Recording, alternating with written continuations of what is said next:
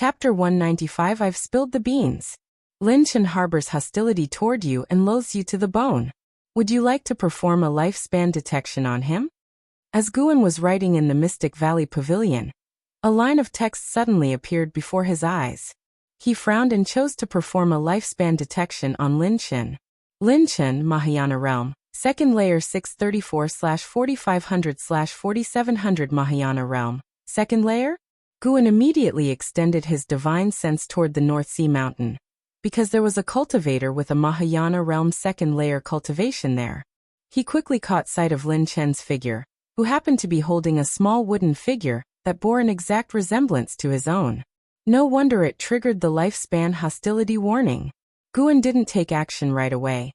Instead, he expanded the range of his divine sense to ensure that no heaven and earth flying immortal realm cultivators were nearby. Under the cover of night, Lin Chen tossed the small wooden figure into his storage bag, feeling that he couldn't rush in avenging his father. Since he couldn't determine if the mountain god was Sword Venerable Fudao, he could only turn his attention to the supreme sect. He didn't dare confront Sword Venerable Fudao directly.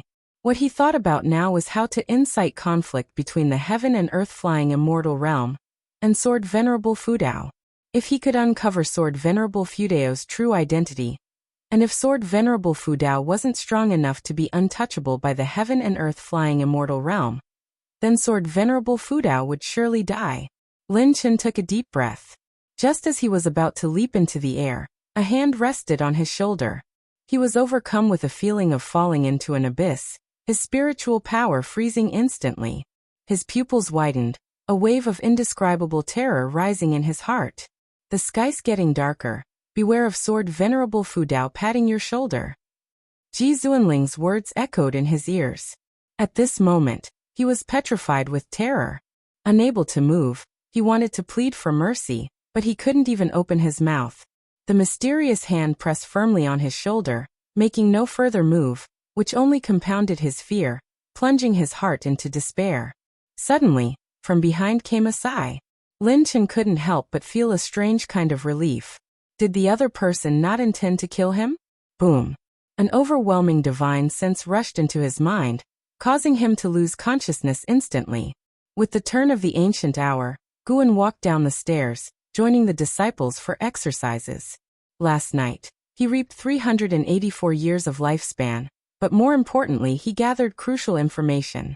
Within the heaven and earth flying immortal realm, there were two attitudes toward Sword Venerable Fudao.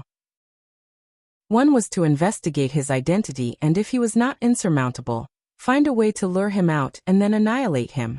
The second was to actively recruit him, compensating for the loss of startling immortal Lin, and covering up their crimes. The latter was primarily worried that Sword Venerable Fudao might be associated with maritime forces. The Lin family's strongest force was only a loose immortal, and the death of startling immortal Lin was a severe blow to them, severing their upward path.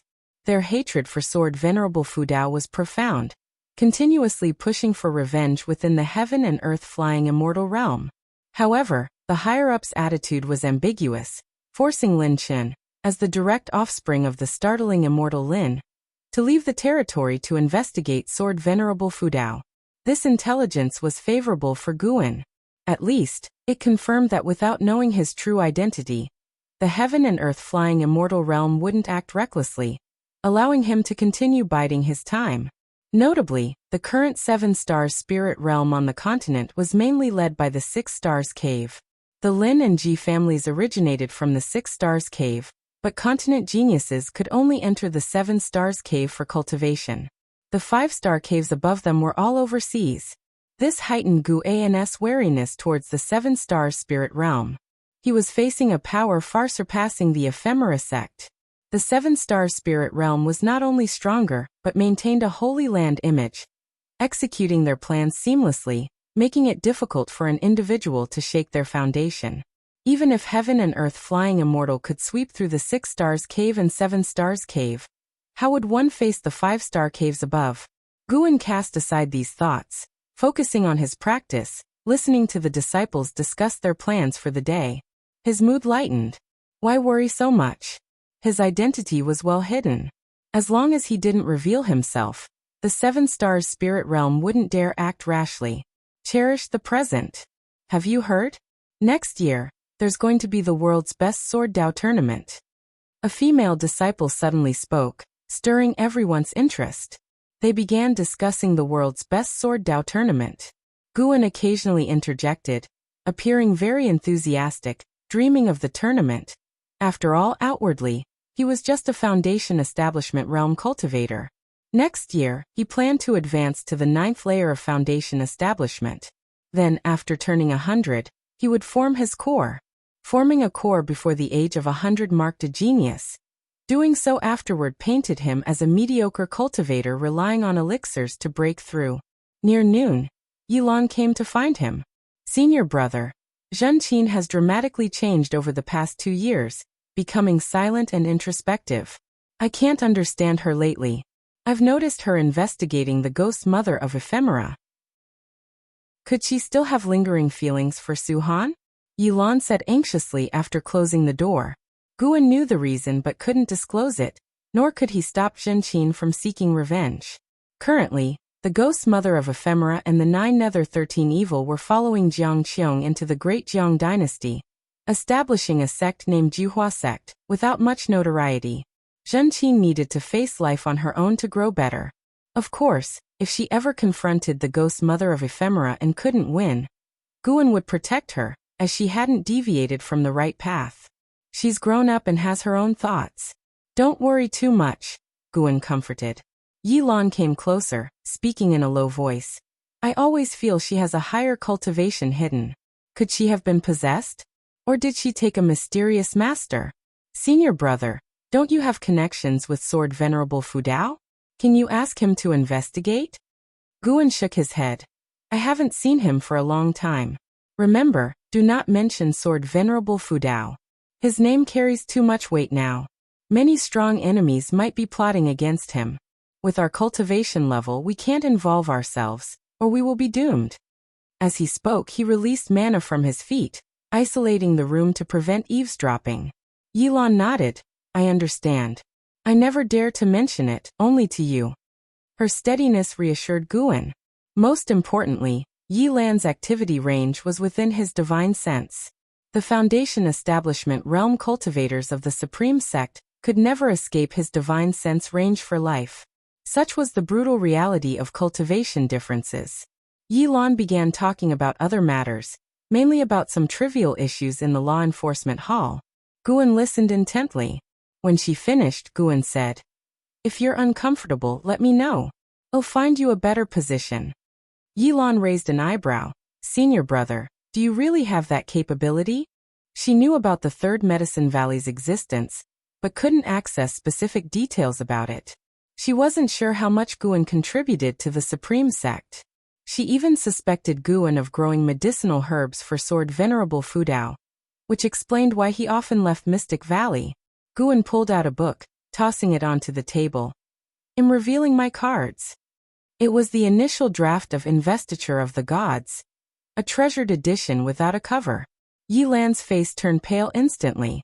She asked in a trembling voice, Senior brother, did you write that book? Hum. Guan crossed his arms, raising his chin arrogantly. Yilan glared at Guan angrily asking, Senior brother, if you had such great needs, why did you reject me? Is your heart set on someone in the valley? Guan was stunned, taken aback by her sudden outburst. He looked down, realized something, and quickly picked up Investiture of the Gods, flipping it open. Look closely.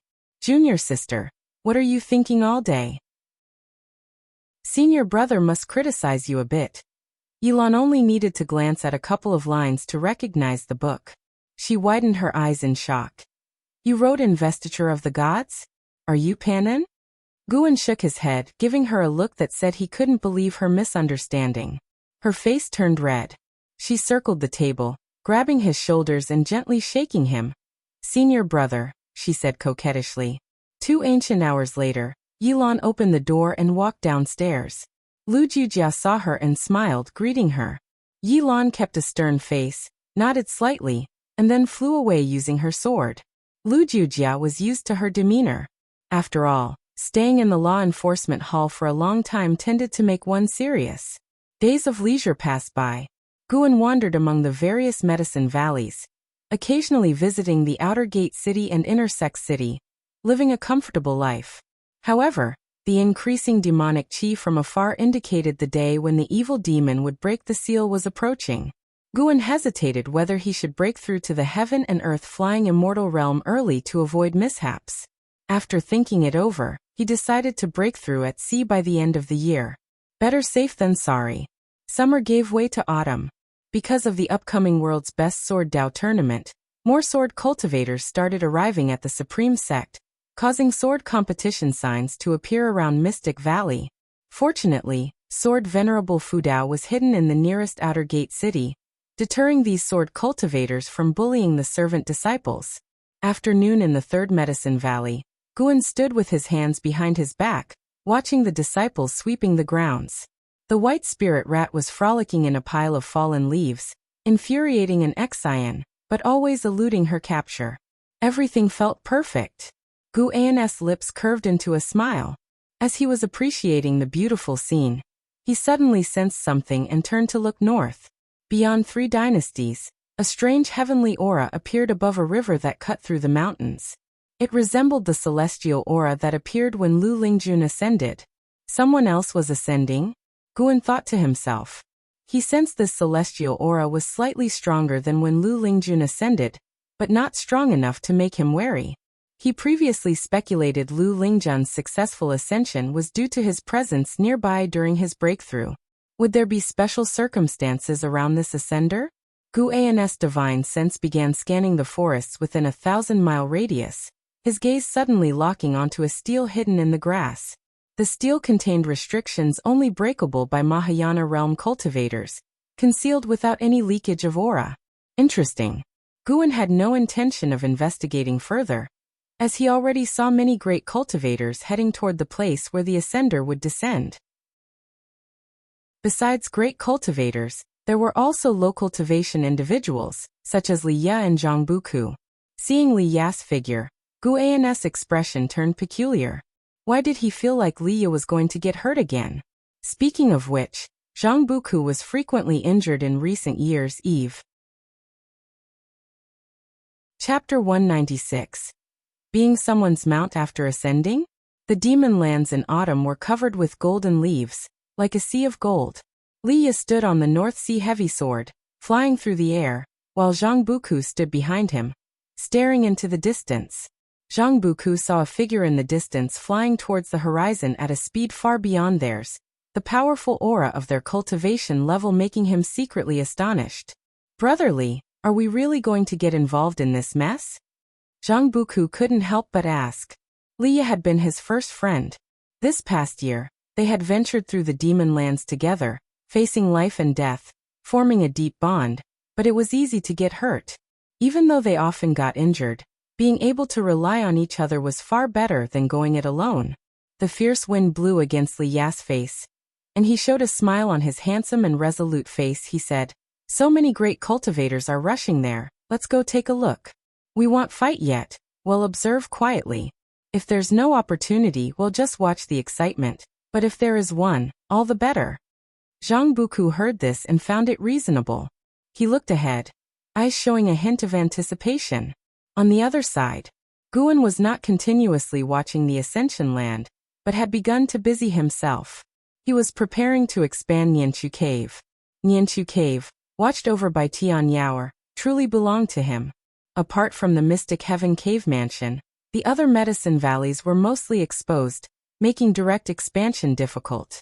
He entered Nianchu Cave and used his own mana to enlarge it. Tian Yaoer watched Guan's back, her little mouth opened wide, while Tian Qing and Tian Bai squatted on her shoulders, shaking their heads as they watched Guan. Guan walked in front of the mountain wall, his right hand leading the way, and with each step, the mountain wall ahead would cave in without any rocks falling or the cave shaking. This ability left Tian Yaoer's eyes wide with amazement. She always knew Guan was strong but hadn't realized just how formidable. Even after training for many years, she couldn't comprehend Guan's divine skills. In the time it took for an incense stick to burn, Nianchu Cave had doubled in size. Since Heavenly Phoenix Mountain was particularly large, it wouldn't affect the mountain body, and further expansions by 10 times would be no problem in the future. Guan arrived at a stone table, placed down a storage bag, and said, "These are all seeds, up to you to plant them. Don't disappoint me."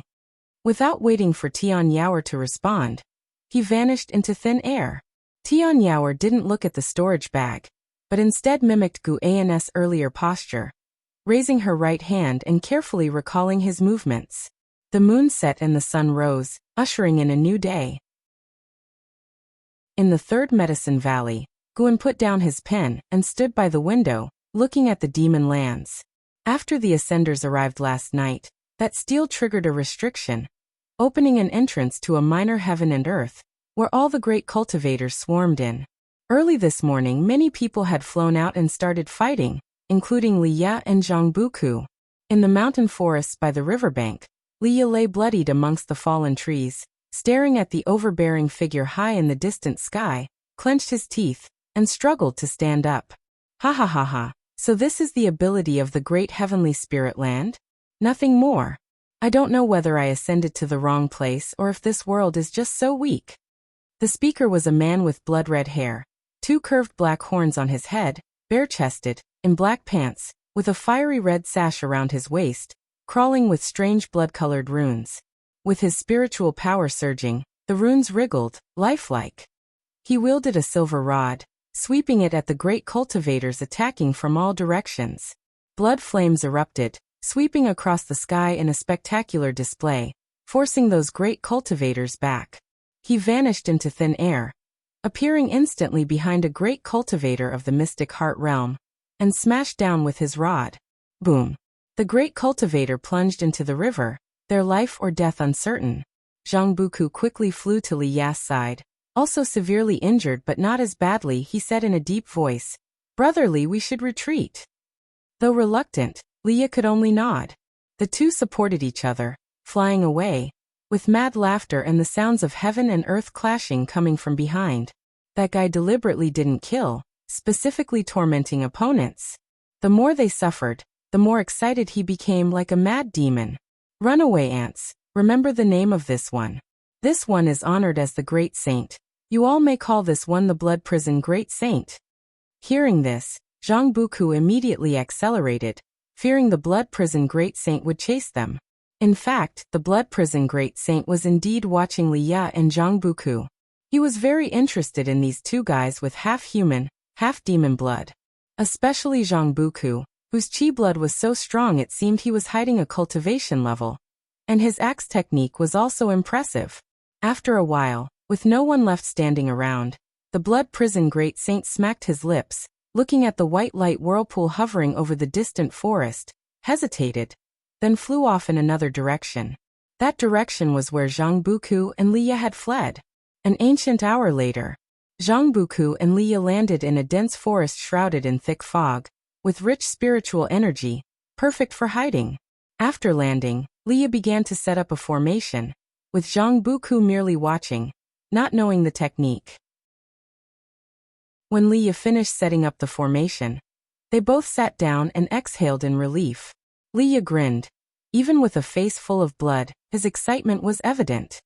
He raised his right hand, pulling a fist-sized golden fruit from his storage bag. With this, our efforts weren't in vain, Li Ya said contentedly. Zhang Buku wiped the blood and sweat from his face, saying admiringly, "Brother Li, you're amazing. You were so fast those great cultivators didn't notice you seeing the treasure. We're brothers, half each. I can feel the power within this fruit. It's definitely a treasure that can transform the body." Li Ya laughed proudly, enjoying Zhang Buku's gaze. Although he couldn't beat Zhang Buku in combat, he could play the big brother in actions. As they excitedly talked, little did they know, several miles away, the Blood Prison Great Saint was silently approaching, already hearing their conversation, and Li Ya's formation was as good as non-existent to him. The Blood Prison Great Saint's mouth curled up in a sneer. At that moment, a hand rested on his shoulder, instantly freezing his demonic power, and his body could no longer move forward. His eyes widened, instinctively wanting to struggle, but he was entirely powerless. How could this be? What realm was this opponent at? The blood prison great saint panicked. He had never been so suppressed before, with even his divine sense unable to spread out, clueless about who was behind him. Naturally, it was Guan who had used the 9 extremes yin-yang body. Before attacking, Guan ensured that no one was following the blood prison great saint. Blood prison great saint, Mahayana realm 8th floor 1209/9000/9999, Mahayana realm 8th floor. Far stronger than Lu Lingjun. Guan immediately used the soul-capturing skill to search the blood prison great saint's memories.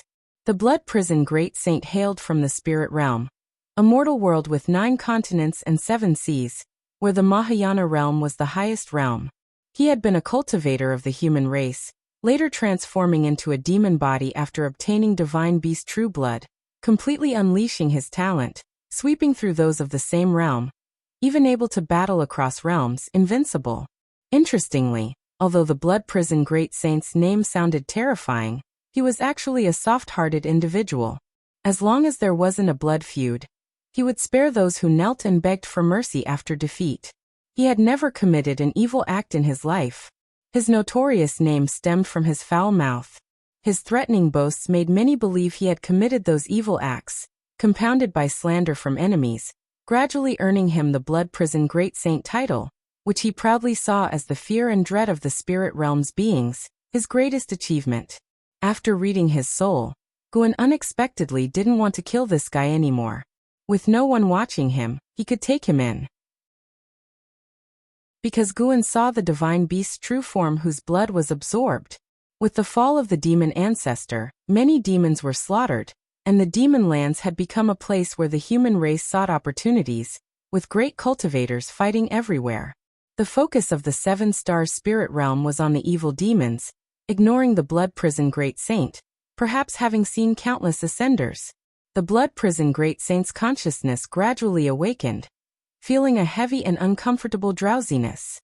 He struggled to open his eyes, seeing a large tree with a man sitting on the grass in front of it, holding a book. He abruptly opened his eyes wide, trying to teleport away, but only managed to stand up, not jump away. He seemed to realize something, his eyes showing panic. He had turned into a red-furred bull, almost as tall as a grown man. He wanted to speak, but all that came out was a moo. The most despairing thing was that his cultivation level was gone. This must be the path of returning primordial spirit.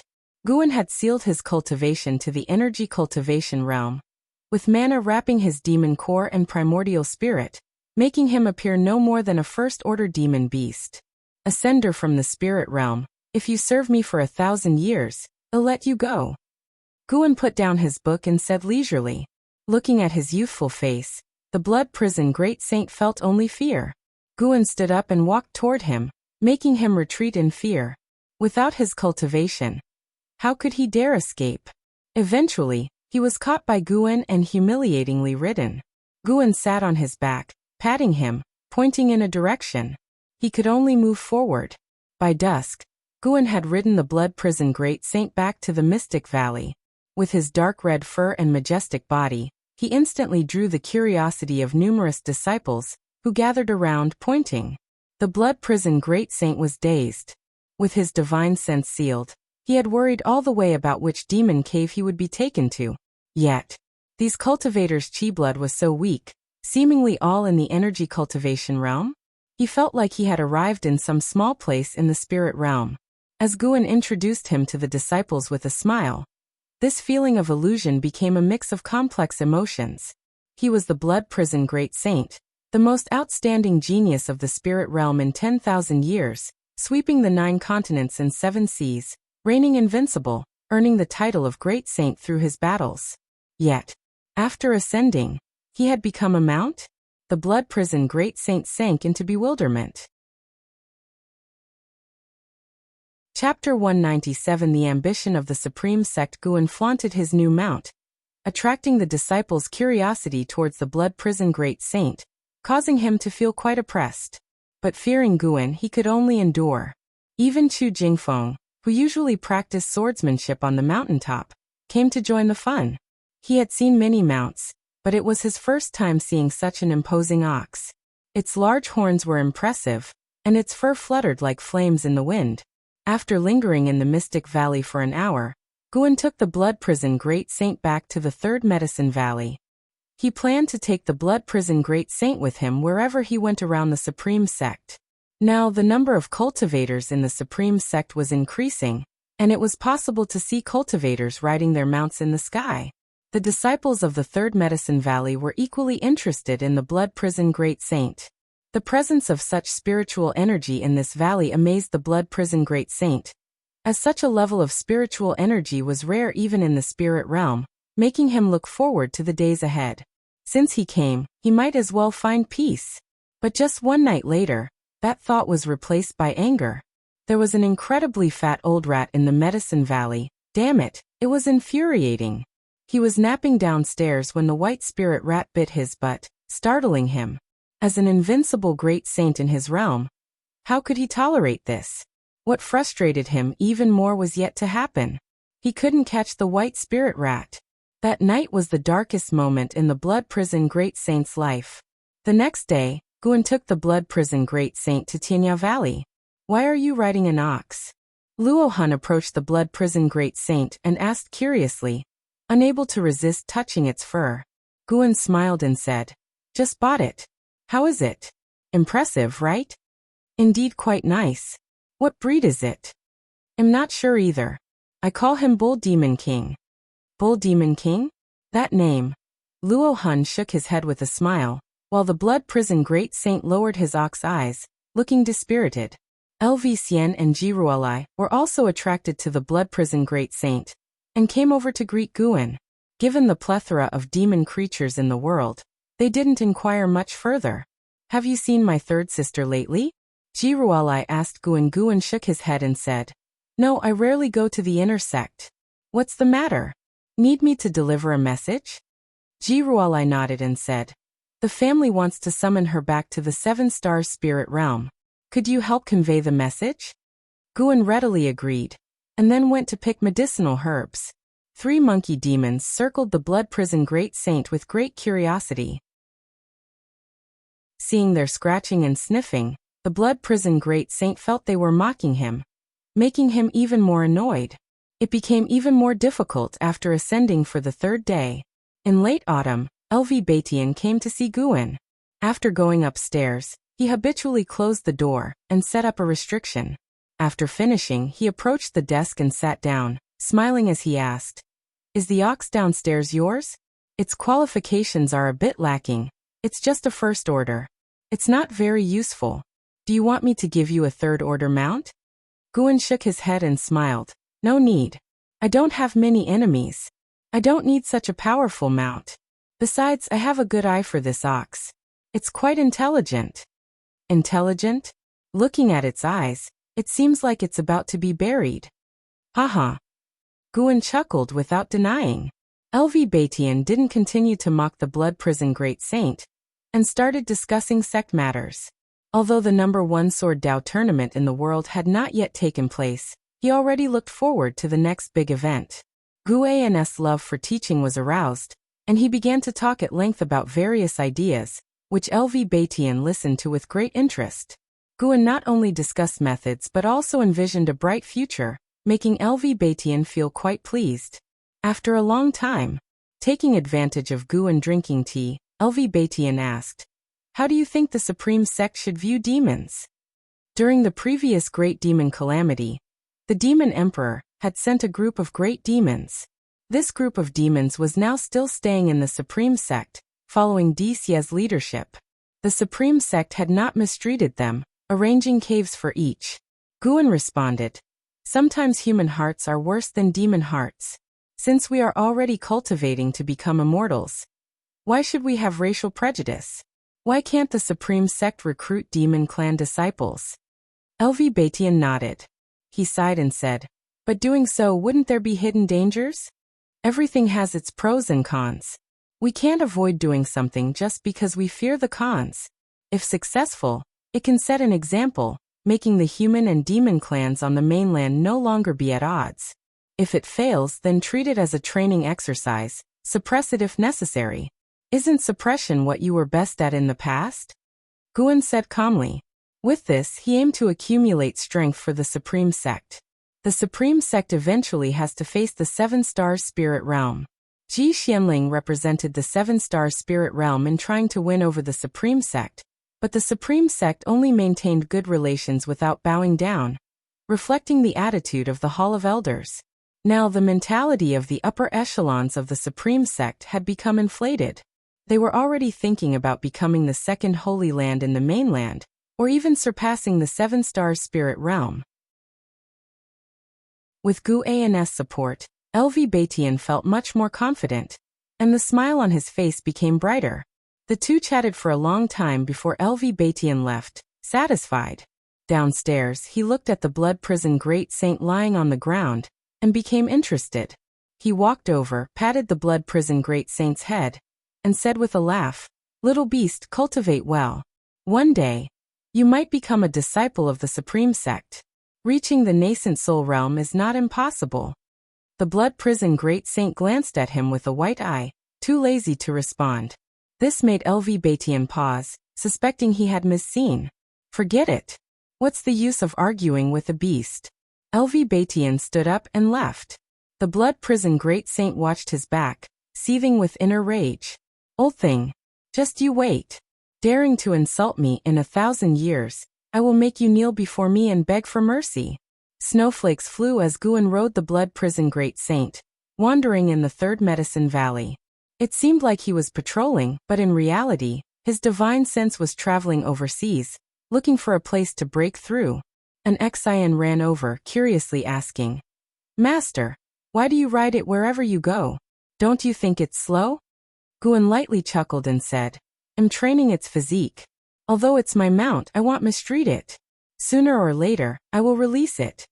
Hearing this, the blood prison Great Saint's eyes brightened, and his ox body became upright, no longer looking like an old dying ox. An Xian nodded. Just as she was about to speak, two figures suddenly flew in from the sky. It was Lu Lingjun and Shenjun. After landing, Shenjun enthusiastically greeted Guan. Lu Lingjun glanced at the blood prison Great Saint under Guan, but didn't pay much attention. Shenjun talked excitedly about their opportunities over the years, making even an Xian listen with envy. Guan also pretended to be emotional, envious, satisfying Shenjun's sense of achievement. Now Shenjun was already at the 5th layer of the nascent soul realm, evidencing the great fortitude. After chatting for a while, Shenjun finally left.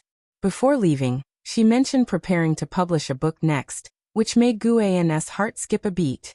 After Shenjun left, an Xian also didn't disturb Guan and Lu Lingjun, finding an excuse to leave. Lu Lingjun lightly stomped her foot, forming a barrier with her spiritual power, isolating the 3-foot area, making the blood prison Great Saint look at her again. "Guan, I heard there's an ascender appearing in the north. You are close to the sect leader. Did you find out anything?" Lu Lingjun asked directly. "Ascender?" Upon hearing these words, the blood prison Great Saint couldn't help but lower his head. Such a disgrace. Guan thought for a moment and shook his head. "I haven't heard of it.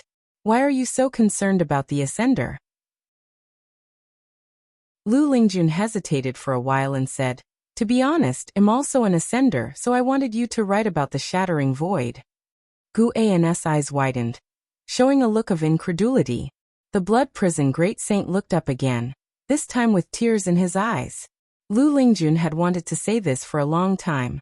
The opportunities over the years had made her more confident as she said, "I want to recruit ascenders and build my own network in the Supreme Sect. What do you think?" She knew LV Batian often visited the Medicine Valley, and she had often heard about LV Batian's plans from Guan. She also wanted to convey her intentions to LV Batian, through Guan. Guan excitedly said, "Of course it is a good thing. It will enhance the strength of the Supreme Sect.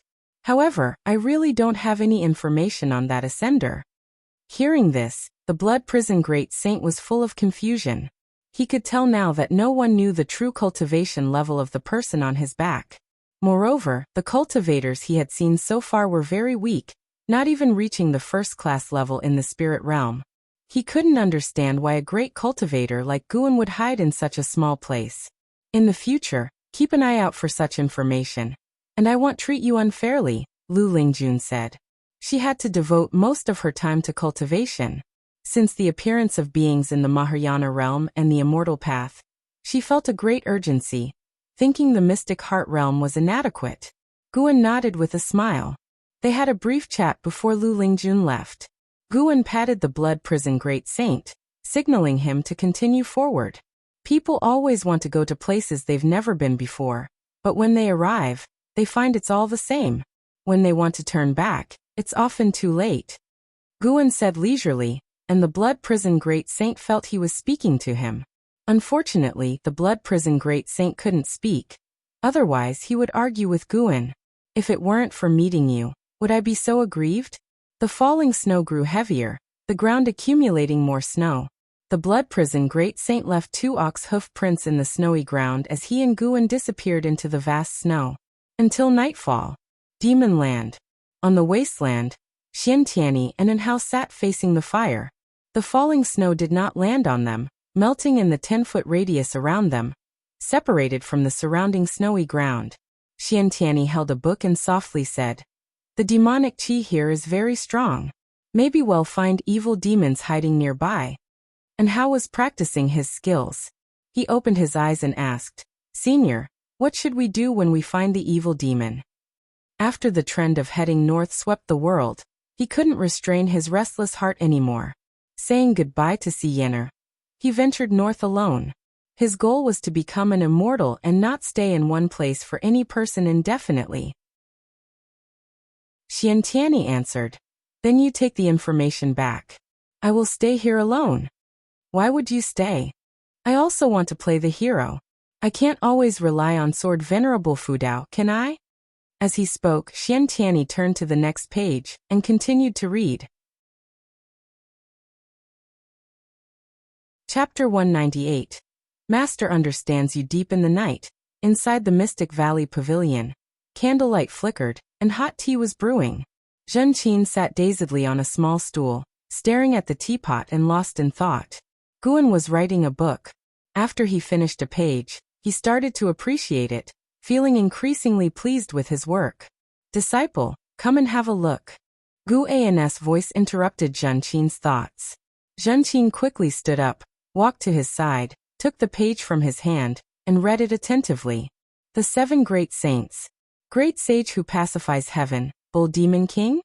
Zhen Qin couldn't help but look at Guan and asked, "Master, isn't your bull downstairs the Bull Demon King? Did you write him into the book?" Guan chuckled and asked, "Is that not allowed?" "Of course it is, but your writing style." Zhen Qin nodded, her expression a bit hesitant. "Does Master have such talent?" Upon thinking about it, she realized that since Master didn't cultivate, he must have time for music, chess, calligraphy, and painting. After finishing reading, she handed the page back to Guan and said, "It's very well written.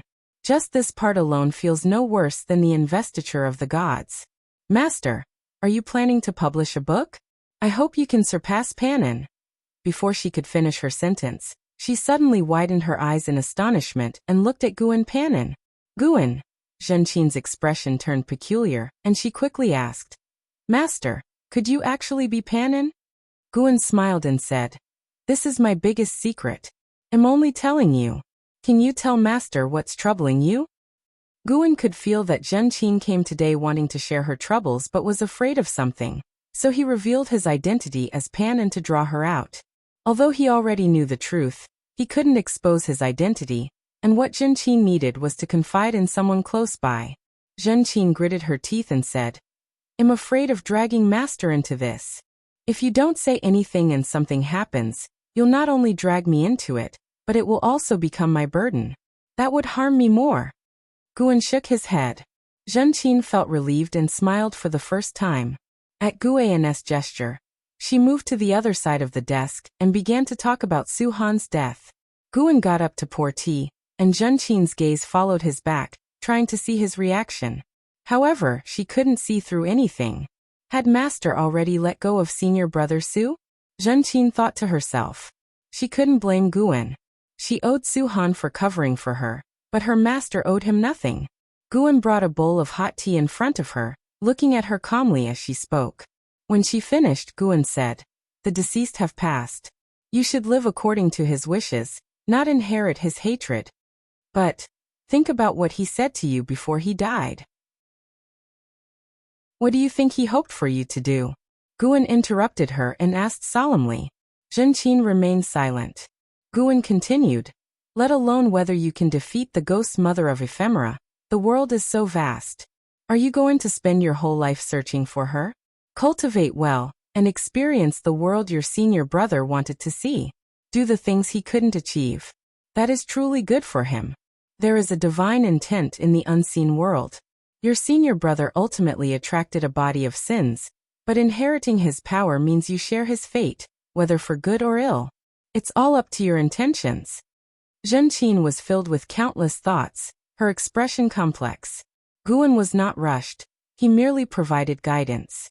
To let go, she needed to rely on herself. Zhenqin looked up at Guan. Now in her eyes he seemed very weak.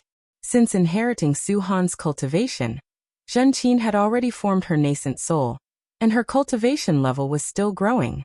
It was inevitable she saw others from a superior viewpoint, but tonight, she felt deeply ashamed.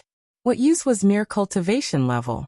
She took a deep breath and asked, Master, if I perform good deeds, will it really help senior brother Su? Guan answered, I am not sure, but at least this way, you can free yourself and fulfill his wishes. Zhenqin chuckled, instantly returning to her usual lively and mischievous demeanor.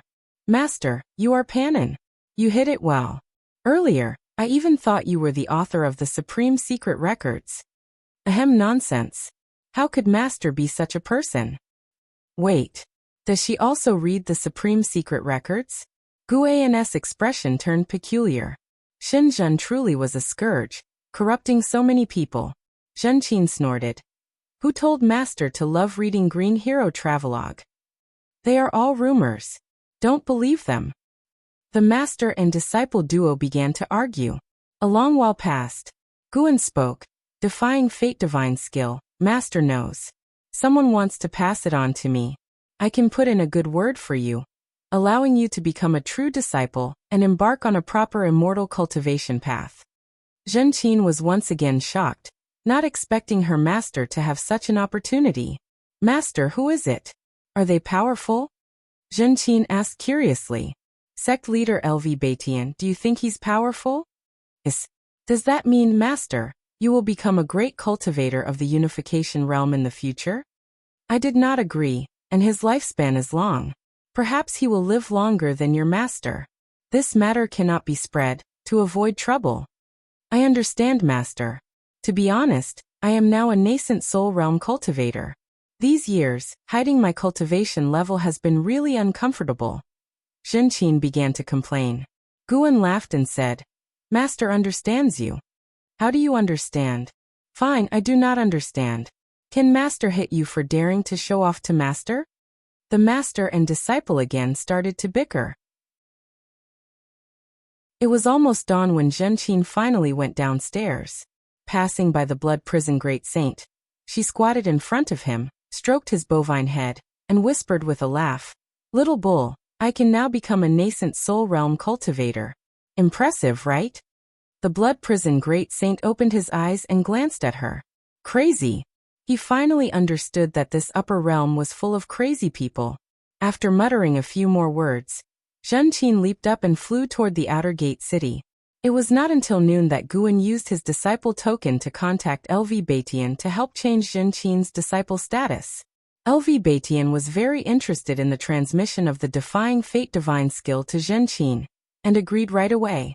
Another nightfall arrived. That night, Guan left Mystic Valley, stepping on the limitless freedom step and heading west, crossing mountains and lands, and entering the ocean.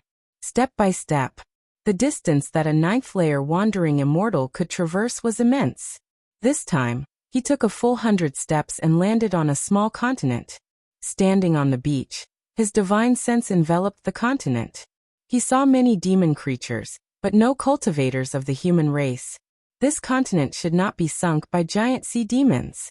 Guan walked into the forest. He didn't immediately find a place to break through, but instead took a look around the continent. Meanwhile, in the demon land, in the dim tunnel, Xiantiani and Anhao were walking. and Hao was very nervous and kept looking behind him. Cultivators observe with divine sense, not with eyes. Didn't LV Batian teach you that? Walking ahead, Xiantiani asked casually. And Hao looked at his back, feeling a bit reassured. This was the only Mahayana realm cultivator in the supreme sect on the surface. In the 3 dynasty regions, he was second only to his master among the cultivators of the human race. Following Xiantiani, even in dangerous situations, they should be able to escape with their lives.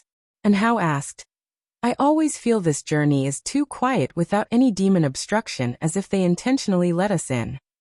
Perhaps. Xiantiani responded casually. Not long after, the two walked out of the tunnel and arrived at a cliff. Looking out, they saw a vast underground space with rolling magma below, like a blazing lake. Xiantiani looked down at the magma lake, the firelight casting shadows on his face. And Hao also looked down, but his expression was tense. Such dense demonic qi. Is the evil demon hiding below? And Hao asked in a low voice. Xiantiani said, You've been following for so long. Why don't you come out? As soon as he said this, and Hao was shocked and quickly looked around. Immediately, he saw mysterious figures shrouded in demonic qi emerging from the distant cave walls, 7 in total. Xiantiani said softly, I didn't tell you earlier because I was afraid you'd be in danger separated from me. Just watch how I handle these sneaky ones. With that he stepped forward, walking in midair. And Hao remained vigilant, drawing out his treasure sword and keeping an eye on his surroundings. Under the tree, Guan sat in meditation leaning against the trunk. He had activated the lifespan barrier and looked up through the leaves at the crescent moon in the night sky. Tonight's weather was excellent. It was as if heaven and earth were celebrating for him. Guan's lips curled up as he opened the attribute panel. Name, Guan Lifespan, 96/10376008. Physique, Mystic Holy Body. Cultivation Level, Wandering Immortal Realm, 9th Layer. 10,376,000 years of lifespan. Because of the failure to break through to the heaven and earth flying immortal realm from the 9th layer of the Wandering Immortal Realm, he needed to wait 20,000 years, so Guan chose to invest 1,000,000 years first. 50 attempts, gambling on a stroke of luck. What if he got lucky? The simulation began. You cultivated energy absorption for 20,000 years. Using the great accomplishment of the heaven and earth primordial skill, you forcibly attempted to break through to the heaven and earth flying immortal realm. You faced the heaven and earth divine intent heavenly tribulation, but did not survive and failed the tribulation crossing. Failure. Failure. Guan remained calm, first playing with 200,000 years. Succeeding would be nice, but failure was acceptable. As expected, all attempts failed. He then invested another 100,000 years. One after another, lines of equally long prompts kept appearing. All failures again, 100 failed tribulation crossings. Another 50 attempts, surely had succeed now? More practically identical prompts popped up, and now Guan could no longer keep a straight face. 3,000,000 years of lifespan and still no breakthrough. He couldn't help but look again at the words heaven and earth divine intent heavenly tribulation. He truly wanted to see what this heavenly tribulation looked like. He hoped someone could show him in reality how to overcome the heaven and earth divine intent heavenly tribulation someday. Guan took a deep breath and chose to invest 50,000 years of lifespan. Failure. Failure. Consecutive failures struck at Guan's Taoist heart, until a prompt suddenly grew longer. You cultivated energy absorption for 38,000 years. Using the great accomplishment of the heaven and earth primordial skill, you forcibly attempted to break through to the heaven and earth flying immortal realm. You faced the heaven and earth divine intent heavenly tribulation and survived, succeeding in the tribulation crossing. Your cultivation level has broken through to the first layer of the heaven and earth flying immortal realm.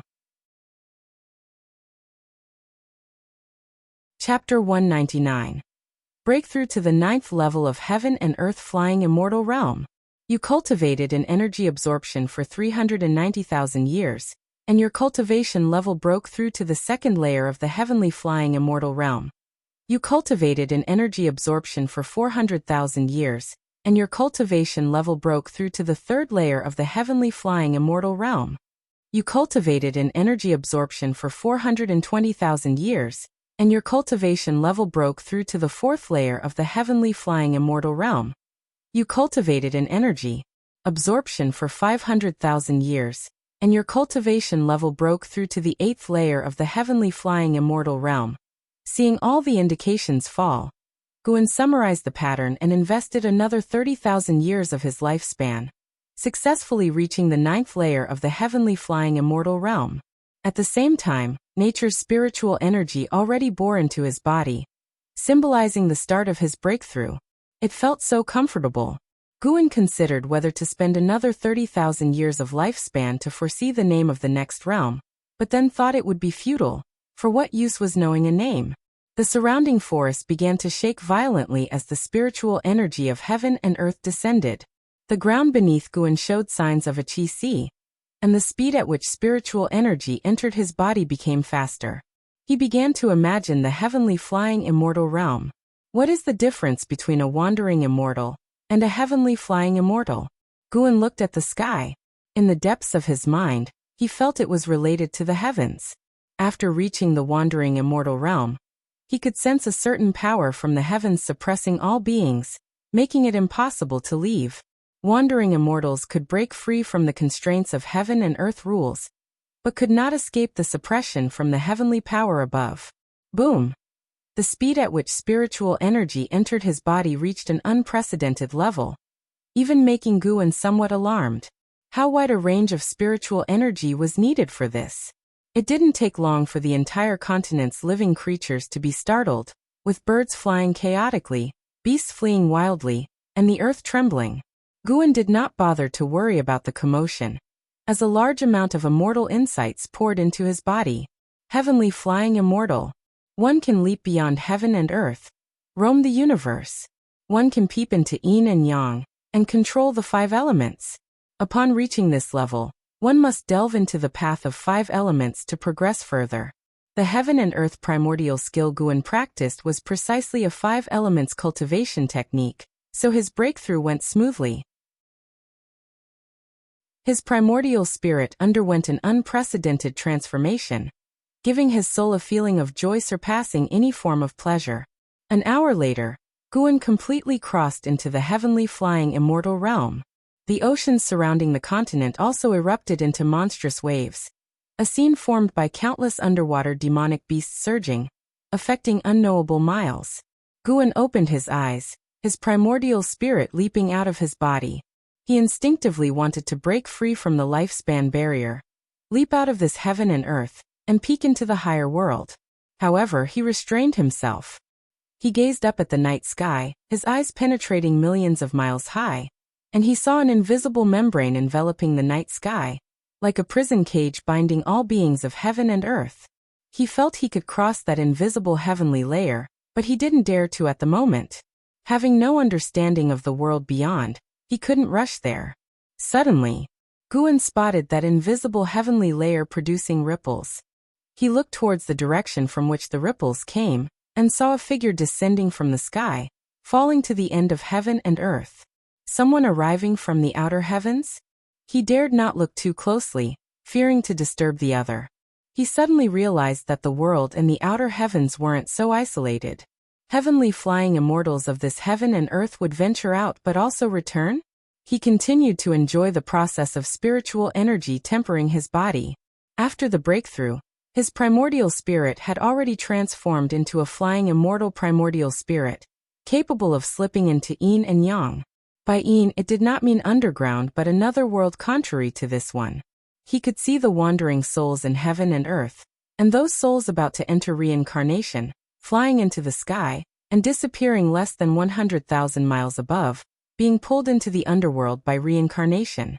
Guan could already sense the chilling aura of the underworld, so cold that he didn't wish to trespass. His cultivation level continued to rise. The speed of spiritual energy entering his body still increased, the qi on the ground resembling waves ready to engulf him at any moment. His primordial spirit continued to gaze at the sky. An hour later, he saw a heavenly flying immortal escaping into the outer heavens in the distance, confirming even more that this world had other heavenly flying immortals, and reaching the heavenly flying immortal realm did not mean one had to leave this realm. It suggested that the heavenly flying immortal realm might not be the highest realm in this world. No matter what, Guan's desire to explore the outer heavens was not that intense. Staying in the comfort zone was the safest. Being able to grow stronger, why leave the comfort zone? Time flowed quickly. A full 2 ancient hours passed before Guan's cultivation level stabilized at the 9th layer of the heavenly flying immortal realm. The lifespan barrier consumed nearly 700,000 years of lifespan, an exaggeration. The next breakthrough, to fully reinforce, would consume millions of years of lifespan just on the lifespan barrier? A heavy burden and a long path ahead. After the spiritual energy no longer entered his body, and the world returned to calm, Guan slowly stood up. He did not immediately remove the lifespan barrier, but sensed his own strength. His mana and senses both underwent a transformation. The 9 heavens of the immortal path, and the gaps thereafter would only grow wider. Guan felt that a wandering immortal couldn't defeat a heavenly flying immortal across realms. Mastering any divine power would not suffice. Elsewhere, in the demon land, within a dark forest, a space rift suddenly appeared, and a severely injured Hao was tossed out from it. He immediately got up and flew south, constantly calling for his master in his heart, but unfortunately, as before, his master did not appear. Damn it, it's all because I'm too weak. And Hao gritted his teeth, his pride shattered that night. The scenes of Xiantiani using a mysterious scroll to send him away kept flashing in his mind, and his ears echoed with Xiantiani's ambitious words. Go back, I won't die here. Wait for me to return and find you. The more carefree Xiantiani appeared, the more worried Hao became, as those 7 mysterious great cultivators were overwhelmingly powerful. Xiantiani was absolutely outmatched. Who exactly are they? What did Senior Xian leave on my back? And Hao thought anxiously and angrily, recalling how before parting, Xiantiani slapped him into the space rift. At the moment he was struck, he felt his back burn, and now it itched as though someone were using a small knife to carve words on his back. He felt Senior Xian detected something and left the information on his back, but now he could not use his divine sense to check. Whenever his divine sense approached his back, it was repelled by a mysterious power. He quickly took out a spirit energy elixir and forcefully poured it into his mouth. His gaze became determined. He would definitely return. If Xiantiani died, no matter who the murderer was, he would seek revenge for Xiantiani. The moon set, and the sun rose. Heaven and earth completely calmed down. And Guan then removed the lifespan barrier and headed towards the Supreme Sect. With just 3 steps he returned to the Supreme Sect. He returned to the Mystic Valley, came down from the building, and rode the Blood Prison Great Saint towards Tianya Valley. The Blood Prison Great Saint could feel his good mood, humming an unfamiliar tune. He had to admit, it sounded quite nice. Guan spread his divine sense, taking in the entire continent, even encompassing the surrounding seas. He began to inspect old friends one by one. Jiangqiong's Juhua sect seemed very harmonious, and she was practicing in the sect master's mansion. Yilan was handling affairs of the law enforcement hall, appearing very different from how she faced Guan, exuding an ice queen temperament. Liya and Zhang Buku were being chased by a great demon, appearing dangerous but likely to survive. Guan also saw Hao, who was escaping. With no pursuers behind, he couldn't be bothered to intervene. His divine sense swept over friends and disciples, and then glanced at the demonic energy-filled land still teeming with many 7-star spirit realm cultivators. Guan felt he could easily break the seal and spy on the evil demon but refrained. The 7-star spirit realm's growth speed couldn't keep up with his own. Unless the 7-star spirit realm actively provoked him, he intended to lay low. Anyway, the 3 dynasties land was far from the demonic energy land, and unless it was a catastrophic disaster, he preferred not to intervene. After leaving the Mystic Valley's range, the Blood Prison Great Saint suddenly felt his body enveloped by a terrifying power, causing his steps to falter as the surrounding environment changed drastically. They immediately found themselves less than 200 miles away from Tianya Valley. What kind of divine skill was this? The blood prison great saint marveled internally. It wasn't his first time experiencing this divine skill, but he had no idea how far they had traveled due to being sealed by the path of returning primordial spirit. As the strongest being in the spirit realm, he was trying to sense Guan's divine skills to learn, but had yet to figure out the trick. Half a day later, Guan again rode the blood prison great saint to arrive at the third medicine valley. The disciples had grown accustomed to seeing him always riding a bull, and some even went to buy first-order mounts in the outer gate city to imitate him. Though first-order demon beasts rarely had the presence of the bull demon king, he sensed Xinzhen's presence, waiting for him in a pavilion. This guy isn't releasing another book so soon, right? Guan urged the blood prison great saint to quicken his pace, reaching the pavilion and dismounting. Watching Guan's anxious back, the blood prison great saint felt stifled. In such a hurry, couldn't he just walk himself? It was just a few steps. He couldn't understand why Guan needed to act weak in front of these minor cultivators, so he lay down to sleep, reliving his invincible moments in his dreams. Entering the room, Guan closed the door. Xinzhen sat on a chair, pointing to a jade scroll on the table with a mysterious smile. Guan approached the table and asked, "What is this?" Xinzhen raised her white chin, proudly smiling. "This is my new work, guaranteed to shock the immortal cultivation world." Guan looked skeptical, picking up the jade scroll and probing it with his divine sense. His face instantly turned red, and he immediately withdrew his divine sense, incredulously looking at Xinzhen. You did this?" Guan asked, trembling. Could she be a genius? This creation could indeed shock the immortal cultivation world. It was incredible, damn it. It was outrageous. Xinzhen raised an eyebrow, smiling. "How is it? Isn't the idea of making pictures move like real people amazing?" Guan didn't know how to respond. Immortal cultivation world anime? But this anime was too lifelike, no different from real people. Using such design in the Supreme Secret Records plot was truly impactful. Guan resisted the tumult in his heart, asking, "Who is the male cultivator in it?" Xinzhen looked at him, blinking. "I didn't use your face, but thinking of other men was too uncomfortable for me, so I had him wear a mask." Guan fell silent. No wonder the mask. Chapter 200. Do you know my cultivation level? Guan, suppressing his complicated emotions, asked. "This thing is too groundbreaking. Are you really going to do it? The commotion might be bigger than writing a book." In fact, the Supreme Secret Records written by Xinzhen had always been forbidden by the Supreme Sect. If she were not the holy daughter of the Daotian sect, Guan suspected she would have long been captured. Xinzhen retorted, "I haven't killed or set fires. What's the Supreme Sect going to do? Throw me in jail? But you are, after all, a woman. If this gets exposed, how will people see you? How will they view your father or the Daotian sect?" Guan spoke earnestly. Xinzhen's nature wasn't bad, nor did she have any emotional entanglements. Whenever he used his divine sense to survey the world, he would also glance at her. When she wasn't seeking him, she was mostly in her cave cultivating or delving into music, chess, calligraphy, and painting. Xinzhen fixed her gaze on him and asked, "You don't like what I'm doing?" Guan responded, "I'm just worried about you." Xinzhen couldn't help but smile, and she took out a new jade scroll, handing it to Guan. Guan hesitated for a moment, but still used his divine sense to inspect the jade scroll. Immediately, his eyebrows raised. It wasn't just an action illusion, but the process of cultivating divine skills. The person in the jade scroll was Xinzhen, and it recorded her divine skills cultivation process, even including the meditation spells. After a while, Guan withdrew his divine sense, his gaze fixed on Xinzhen.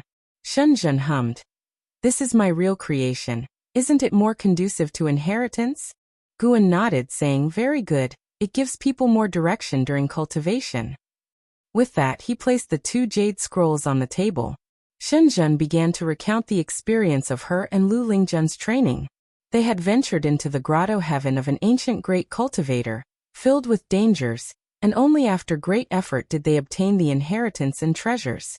Guan listened avidly, occasionally exclaiming in amazement, gratifying Xinzhen's desire to talk. She loved discussing these things with Guan, while talking to others might attract unwanted attention. With Guan, she enjoyed his praise without that risk. After a long time, Xinjun finally stood up and said, "I'll leave this divine skills jade scroll with you." Before Guan could refuse, she headed for the door and quickly went downstairs. Guan looked at the jade scroll on the table, wanting to call out to Xinjun. "Why not take the other one? Forget it. Had better keep this one to prevent anyone from going astray." Guan had memories of his past life, and had long experienced the corruption of this thing. His willpower in this aspect was far beyond that of the people in the immortal cultivation world. He felt it was his duty to bear this mental burden for the cultivators. Elsewhere, Xinjun, upon going downstairs, couldn't resist teasing the blood prison great saint, annoying him greatly. Until nightfall, Guan finally took the blood prison great saint back to Mystic Valley. Late at night, Guan quietly arrived at Nianchu Cave of Heavenly Phoenix Mountain. Tian Yaoer was cultivating, while two cat demons were playing. Seeing Guan appear, they quickly stopped and lay on the ground. Although they hadn't shapeshifted yet, they were highly intelligent and under Tian Yaoer's guidance. They were very respectful towards Guan. Guan nodded at them, then sat at the stone table, and began contemplating the matters of a grotto heaven. With his current cultivation level, opening up an independent minor heaven and earth wasn't difficult, but the challenge was in raising the spiritual energy. He couldn't instantly create a minor heaven and earth filled with spiritual energy. Next, he planned to collect high-grade celestial treasures to prepare for his grotto heaven. He was now thinking about where to hide the grotto heaven. Although the minor heaven and earth within the grotto heaven was hidden in another space, the entrance to the real world was fixed and couldn't move. After much thought, Guan decided to open the grotto heaven on the mainland. This mainland was vast and had fewer immortal realms, making it suitable for him to develop slowly. At this time, Tian Yaoer approached and asked what he was thinking. Guan didn't hide anything, as the grotto heaven would eventually need to be managed by her. To seize lifespan, he needed to personally harvest it with his mana, as puppets or clones weren't reliable. The clones of his 9 extremes yin-yang body, though called clones, were actually formed by his mana and lacked independent thought. Guan had no interest in clones. He preferred to directly experience life and growth. Tian Yaoer, upon hearing this, was secretly shocked. The master had already opened a minor heaven and earth? She wondered if Heaven Phoenix Demon Mother could do the same? Having cultivated for so long, she wasn't naive. She was increasingly certain that the master was stronger than the Demon Mother. It was just that he claimed he couldn't defeat the Demon Mother to encourage her to cultivate. She felt no resentment towards this. Her enemies needed to be dealt with by her own hands. Just said it here at Heavenly Phoenix Mountain. It said that Heavenly Phoenix Mountain was once a habitat for phoenixes. Every few thousand years, enormous spiritual energy surges from the ground, producing countless celestial treasures. Tian Yaoer said earnestly. Guan thought it made sense. Then he sent his divine sense underground to open up a minor heaven and earth. The grotto heaven couldn't be too close to Nianchu Cave to avoid affecting the growth of medicinal herbs here. It should ideally be near the Great Earth Spirit lineage, so it could absorb the underground spiritual energy. An hour later, Guan successfully opened it. Unlike other great cultivators who needed to fill it with soil and water, he could directly manifest it with his mana, thanks to his 5 elements attribute. However, the plants would still need to be relocated manually. For now, he wasn't in a hurry. He would let the grotto heaven absorb spiritual energy first. With the arrival of the new year, the Supreme Sect was busy with celebrations and all cities were bustling. Guan rode the blood prison great saint to the outer gate city. Although they attracted many gazes along the way, no one was surprised. Nowadays, many disciples in the outer gate city rode mounts, and numerous majestic demon birds circled above the city. The blood prison great saint was also very interested in the outer gate city, constantly looking around. "Brother Gu, long time no see." A light laugh sounded, and Guan turned his head to see Dixie approaching. Dixie had gotten acquainted with Suolin and Guan when he first arrived. He had always hidden his true identity, and now only the high levels of the Supreme Sect knew that he was the son of the Demon Emperor. Guan dismounted with a smile, raised his hand, and cupped his fists. Wuxia looked at the blood prison great saint, examining it, and said, "Brother Gu, this mount of yours seems to have a unique bloodline?" Although the blood prison great saint's cultivation level was low, Wuxia could still sense some unusual traits, but nothing more. Guan laughed. "He's quite good. I like him a lot, so I take him everywhere with me, but his speed is a bit slow." Wuxia smiled and nodded, then invited Guan for a drink, which Guan didn't refuse. He led the blood prison great saint and followed Wuxia. They chatted and laughed along the way, their relationship harmonious. After experiencing the demon catastrophe, Wuxia cherished his friendship with Zwilin and Guan even more. The human and demon races shouldn't be forever locked in conflict. They could coexist peacefully, just like him and Guan. The two found an inn. Guan left the blood prison great saint by the inn's door, and asked the innkeeper to keep an eye on him. The two went to the second floor by the window. "The first sword competition in the world is about to start. I'm planning to participate. You must come to watch then," Wuxia said with a smile. Upon hearing this, Guan immediately agreed and wished him success in advance. "I've heard they're preparing to recruit some demon clan disciples. Brother Gu, what do you think about this?" Wuxia asked curiously. He was pleased but also worried when he heard this. He knew well the nature of some demons. If they harmed someone in the supreme sect, would that not worsen the conflict? After all, the demon catastrophe had only ended recently, and there was still significant resentment towards demons among the human cultivators. It's a good thing. Didn't some demons help us fight off the evil demons during the catastrophe?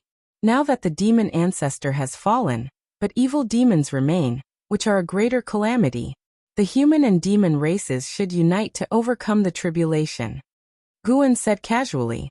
Wuxia observed his expression, trying to figure out his true thoughts, but his words made Wuxia happy. They started drinking, passing cups back and forth, and soon 2 jars were emptied. An hour later, sounds of a cow in the innkeeper's voice interrupted Guan and Wuxia's conversation. "I need to go down and check," Guan said, standing up. Wuxia nodded and followed him downstairs. In front of the inn's door, more and more disciples gathered. The innkeeper stood in front of the blood prison great saint, wearing a forced smile as he looked at the luxurious robed man in front of him, saying, "Sir, I really can't sell this cow. If you want to buy it, you should find the owner upstairs." The man in luxurious robes was arrogant, with 4 attendants behind him, all looking formidable. He looked down at the innkeeper and said, "Go call him down."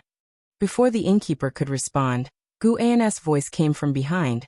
"Brother, sorry, but this cow is not for sale." Guan approached the blood prison great saint, patting its head, and gave the luxurious robed man a lifespan detection. This was his habitual action to see the other person's maximum lifespan. Zhou Yi, Divinity Transformation Stage 5th Level 402/880/1200 Surname Zhou? Guan thought to himself. After the Ji family left the Supreme Sect, the Zhou family also started leaving, reportedly to support the Tsangtian sect. Zhou Yi looked at Guan and said, 2 top-grade spirit stones, he'll take it." As soon as he said this, the surrounding disciples were in an uproar. A first-order demon beast worth that much? Listening to the discussions around, the blood prison great saint was infuriated, his eyes flaring up with rage. He accepted being Guan's steed, but who did this kid think he was? The blood prison great saint judged from the other's aura that he was just a low-level divinity transformation cultivator. Guan frowned, shaking his head in difficulty. Wuxia suddenly stepped in front of him and said, "My brother said it's not for sale, stop pestering." Zhou Yi looked him up and down and sneered. "Do you know what my cultivation level is? What being in the divinity transformation stage 5th level makes you arrogant?" Wuxia retorted coldly. The crowd was in an uproar again, and the innkeeper stepped back in fear, with Guan also pretending to be shocked. Zhou Yi asked, frowning, "Who are you?" Wuxia said calmly, "I am Wuxia, Mystic Heart Realm 3rd Layer." Bang! The whole street exploded into chaos. Zhou Yi and the 4 behind him all retreated together. Wuxia glanced at Guan, giving an apologetic look. The blood prison great saint, at the Mahayana realm 8th layer, felt humiliated. Was the mystic heart realm that prestigious? After he ascended, he shouldn't have been so arrogant. Guan at the heaven and earth flying immortal realm 9th level, feigned tension, continuously stroking the cow's head.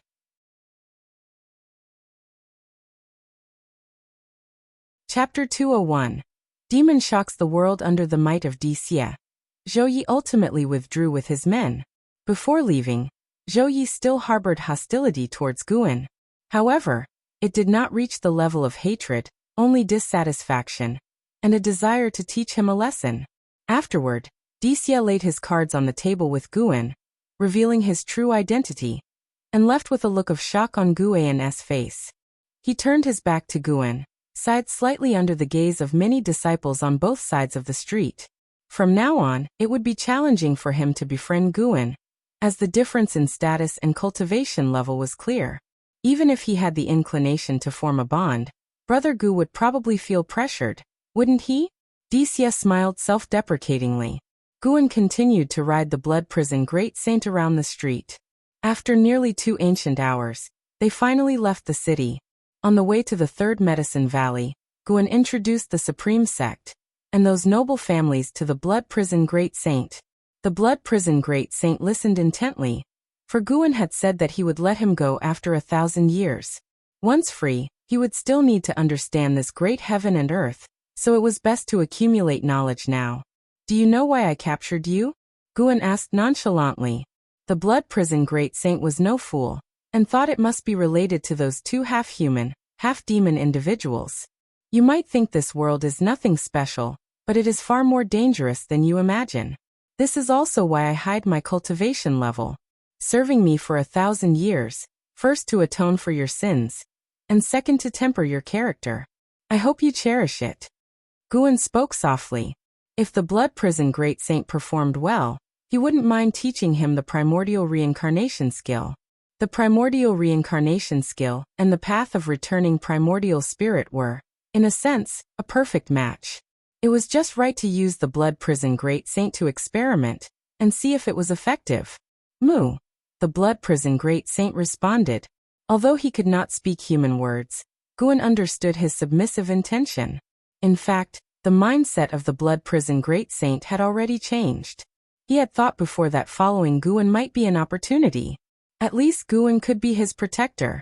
If it hadn't been Guan who took action against him back then, but another immortal cultivator of similar cultivation level, he might have already died and vanished. Putting himself in someone else's shoes, if someone attacked his disciple or junior, he wouldn't show mercy either. Within the circle of great cultivators in the spirit realm, there was a saying: it is better to provoke the Blood Prison Great Saint himself than to suppress his juniors. The Blood Prison Great Saint's pace wasn't fast, and Guan didn't rush him. During the ride, it seemed as if he was talking to himself, while the Blood Prison Great Saint didn't feel annoyed. For some reason, he always felt that Guan had changed recently. Even a casual remark from him felt inexplicably calming to the Blood Prison Great Saint. He didn't believe it was an illusion. It must be related to Guan's cultivation level. Perhaps he could learn something by following Guan. After the bustling and busy spring festival, Guan continued his simple life. During this period, no one from the Zhou family caused trouble for Guan, perhaps fearing Wuxia or knowing about his relationship with LV Baitian. In any case, Guan didn't mind. Nowadays he wouldn't regard the Zhou family as a threat. If Zhou Yi harbored any intent to kill him, he would resolve it immediately. In the days that followed, he would go to the inner sect city once a month to sell his medicinal herbs and accumulate spirit stones. He had already spotted a more prosperous cultivation city overseas, planning to go there in the future to purchase a large number of high-rank medical herbs and plant them in his grotto heaven. The days were busy yet purposeful and not at all dull for him. In the blink of an eye, over half a year had passed, and Guan turned 97 years old. The demonic qi in the north grew thicker, and in a few more years, the so-called evil demon might break the seal. The first Sword Dao tournament in the world was in full swing, and Guan was also watching the excitement. In the distant demon land, in the underground space wherein Hao parted ways with Xian Tianyi, Ji Xianling stood at the edge of a cliff, looking down at the magma with a frown. He saw several skeletons floating and sinking. Behind him stood a group of 7 stars spirit realm cultivators. Below should be the sealed place of the evil demon, right? The demonic chi here is truly terrifying. We must have the seniors of our realm come to handle it. A message has already been sent. We shall hold our ground here first to prevent other cultivators from entering and ruining the plan. You never know when the evil demon will break the seal. If it suddenly happens, we won't be able to hold out. Ji Xianling ignored their chatter, his gaze lingering on the distant cave wall. He saw numerous shocking cracks, indicating a great battle had occurred there before. One of the cracks made him frown. Could it be him? Ji Xianling thought of Xiantiani. He had fought with Xiantiani countless times, and was well aware of his combat methods. The thought of Xiantiani possibly dying here made him inexplicably uneasy. Wait, the seal hasn't been broken yet, so why would someone be fighting here? Could someone have tried to stop Xiantiani? Who could have arrived here before the 7 stars spirit realm? Ji Xianling furrowed his brows deeply, a terrifying suspicion arising in his mind, making his face turn even grimmer. Meanwhile, in the main hall of the Supreme Sect's main city, Anhao stared intently at LV Baitian sitting at the head seat, while LV Baitian frowned deeply. Master, what should we do? Anhao asked in a deep voice, with a sense of foreboding in his heart. LV Baitian did not display the fury Anhao expected, but remained silent instead. Senior Xian is the only Mahayana realm cultivator we have in the Supreme Sect. We cannot abandon him. Anhao said through gritted teeth. LV Baitian looked at him and said, You said it yourself, the only one. If even he couldn't withstand it, what can we do? Unless the sword Venerable Fudao intervenes, but we don't even know where he is. We can't ask the entire sect to beg him for one person, right? Anhao's expression changed several times, because when he failed to summon his master that night, he thought his master didn't want to get involved. Afterward, he stopped calling for help and rushed back to the Supreme Sect. His master was unwilling to intervene, and the Supreme Sect didn't want to. What should he do? What bothered Anhao the most was that he couldn't blame anyone. If he had the strength, he wouldn't need to beg. The Supreme Sect had countless disciples. It was impossible to sacrifice them all for one person. His master didn't owe him, or the Supreme Sect anything. Why should he keep cleaning up after him? Suddenly, Anhao thought of something. He turned around and removed his robe, exposing his back, saying, This is left by Senior Xian. Seems to be some kind of restriction. My divine sense couldn't decipher it. LV Baitian looked up, eyes widening abruptly, and appeared behind Anhao in a flash. He gripped Anhao's shoulders tightly, preventing him from moving. So that's it. Hearing LV Baitian's words, Anhao, though confused, didn't interrupt his master's examination of the restriction on his back. Mid-autumn, the first Sword Dao tournament in the world concluded, and the champion was a Sword Dao great cultivator from the Gu family. Dixia ranked second. Guan also watched the final battle between Dixia and the Gu family great cultivator. If Dixia hadn't insisted on using a sword, he might not have lost. Though Dixia was at the Mystic Heart realm, his swordsmanship was exceedingly immature. The first Sword Dao tournament in the world attracted the entire immortal cultivation world's attention, bringing immense profit to the Supreme Sect.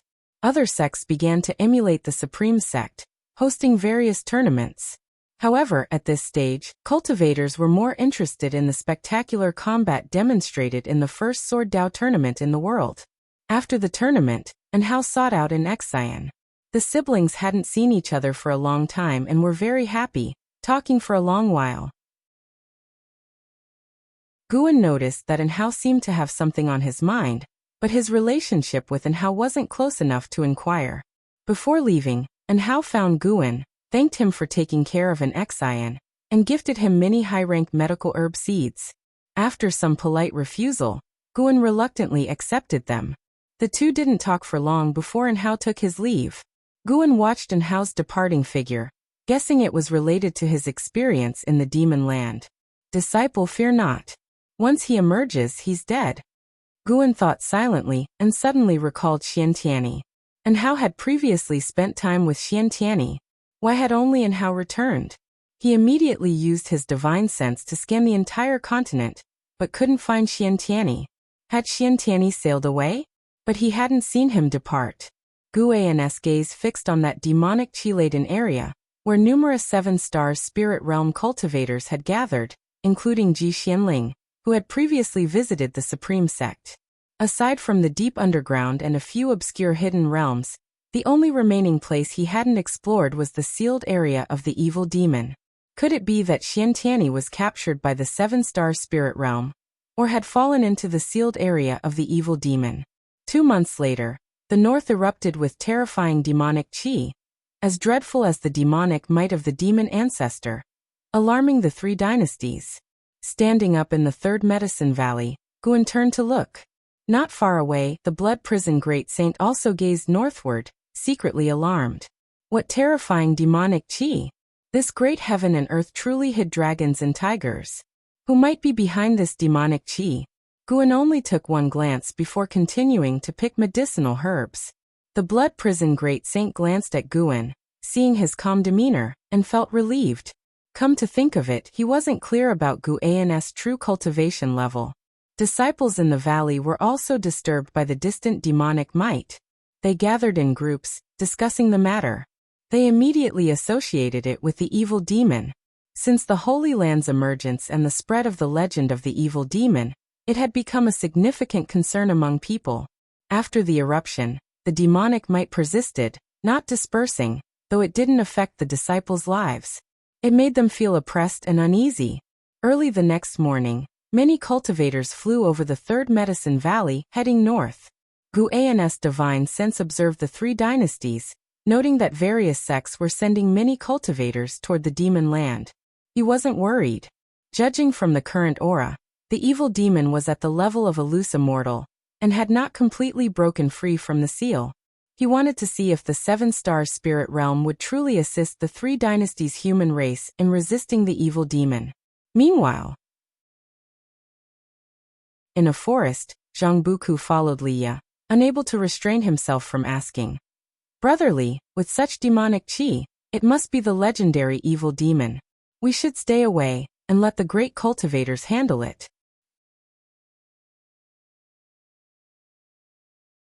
Chapter 202. The elder uncle is called Guan, do you know him? The world is in distress, how can we cultivators sit idly by? This has nothing to do with cultivation level, it's about spirit. Liya said without turning his head, his tone resolute and powerful, causing Zhang Buku to feel somewhat ashamed. In terms of awareness, he was indeed not as good as Brother Li. Of course, if we get an opportunity, that's even better. Let's try it. The more people there are, the easier it is to blend in, at least we won't be easy targets. Liya shifted his tone and continued. Zhang Buku twitched his mouth but did not refute. He twisted his arm and said, Brother Li, it seems my old injury is acting up. Hold it in. Is your injury more serious than mine? As men, even if we die, it's just a scar as big as a bowl. What are you afraid of? If you're scared, you'll lose for a lifetime. Liya snorted, his gaze penetrating the gaps in the leaves, looking at the rolling demonic clouds in the sky, his thoughts drifting. Zhang Buku pouted, secretly thinking that he was just good at talking big. Having been together for so long, it's true that he couldn't bear to abandon Liya. Forget it, this brother for a lifetime. He'll follow him through the mountains of swords and seas of flames. Zhang Buku consoled himself in his heart. He followed up and asked, Brother Li, where do you think the blood prison Great Saint we encountered before is now? He's an ascended being. Is he looking for a sect to establish himself? Liya casually answered. Naturally, one person can't establish themselves in the immortal cultivation world. The Mahayana realm sounds strong, but it's not invincible. But with his ability, he is probably being revered by some sect now, living much better than the 2 of us brothers. Indeed. Zhang Buku clicked his tongue in amazement. Without a sect as a backing, he deeply understood how difficult it was for a person to wander the immortal cultivation world alone. The 2 chatted while advancing. The demonic clouds in the sky continued to spread, seemingly marching towards the entire mortal world like a calamity. Guan rode on the back of the blood prison Great Saint, heading towards the pavilion area. His divine sense already locked onto the depths of the demon land. Amid a desolate land, The ground cracked open, spreading like a spider web. Majestic demonic chi erupted from the earth's crevices, soaring to the sky, an awe-inspiring sight. It was as if a peerless evil demon was about to break out from the ground, creating a suffocating atmosphere between heaven and earth. Guan observed cultivators constructing a transmission array platform on a cliff about 50,000 miles from the place where the evil demon was breaking its seal. They probably belonged to the seven-star spirit realm, as Ji Xianling was among them. At this moment, Ji Xianling stood at the edge of the cliff, his brows furrowed. A woman in white walked up to him, smilingly asked, "What's the matter? Are you afraid?"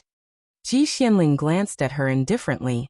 No matter how strong the evil demon is, can it be stronger than Sword Venerable Fudao? I've been to the Supreme Sect. It's different.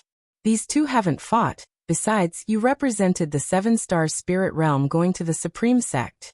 Why would Sword Venerable Fudao attack you? The woman in white shook her head. Ji Xianling continued to look ahead, ignoring the woman in white. The woman in white added, "Elder Lin is here too. He is a loose immortal. With his intervention, we should get through this tribulation." Elder Lin. Ji Xuanling's brows furrowed again, his doubts growing stronger. The terrible conjecture seemed to be about to be confirmed. He always believed that the seven-star spirit realm was the true Holy Land, and took pride in being born in the seven-star spirit realm. But recently, more and more things made him feel that the seven-star spirit realm harbored many unspeakable secrets, secrets that might shatter its holy name, driving him to the brink. What tortured him the most was that he guessed the truth but didn't dare to reveal it, and still had to follow orders. Rumble. The demonic clouds in the sky began to emit thunderous sounds, like ancient demon gods roaring, causing unrest among all beings. Guan watched for a long time. When the blood prison great saint returned to the pavilion, he dismounted. Although cultivators from all over the world were heading north, and even the demon clan was mobilizing troops towards the evil demon's seal, he was not in a hurry. Better wait for the evil demon to revive before taking action. He suspected that the seven-star spirit realm wanted to eliminate the evil demon themselves to make a name for themselves, but he felt that the rising speed of the demonic chi might disrupt their plan. Unless the seven-star spirit realm dispatched a wandering immortal.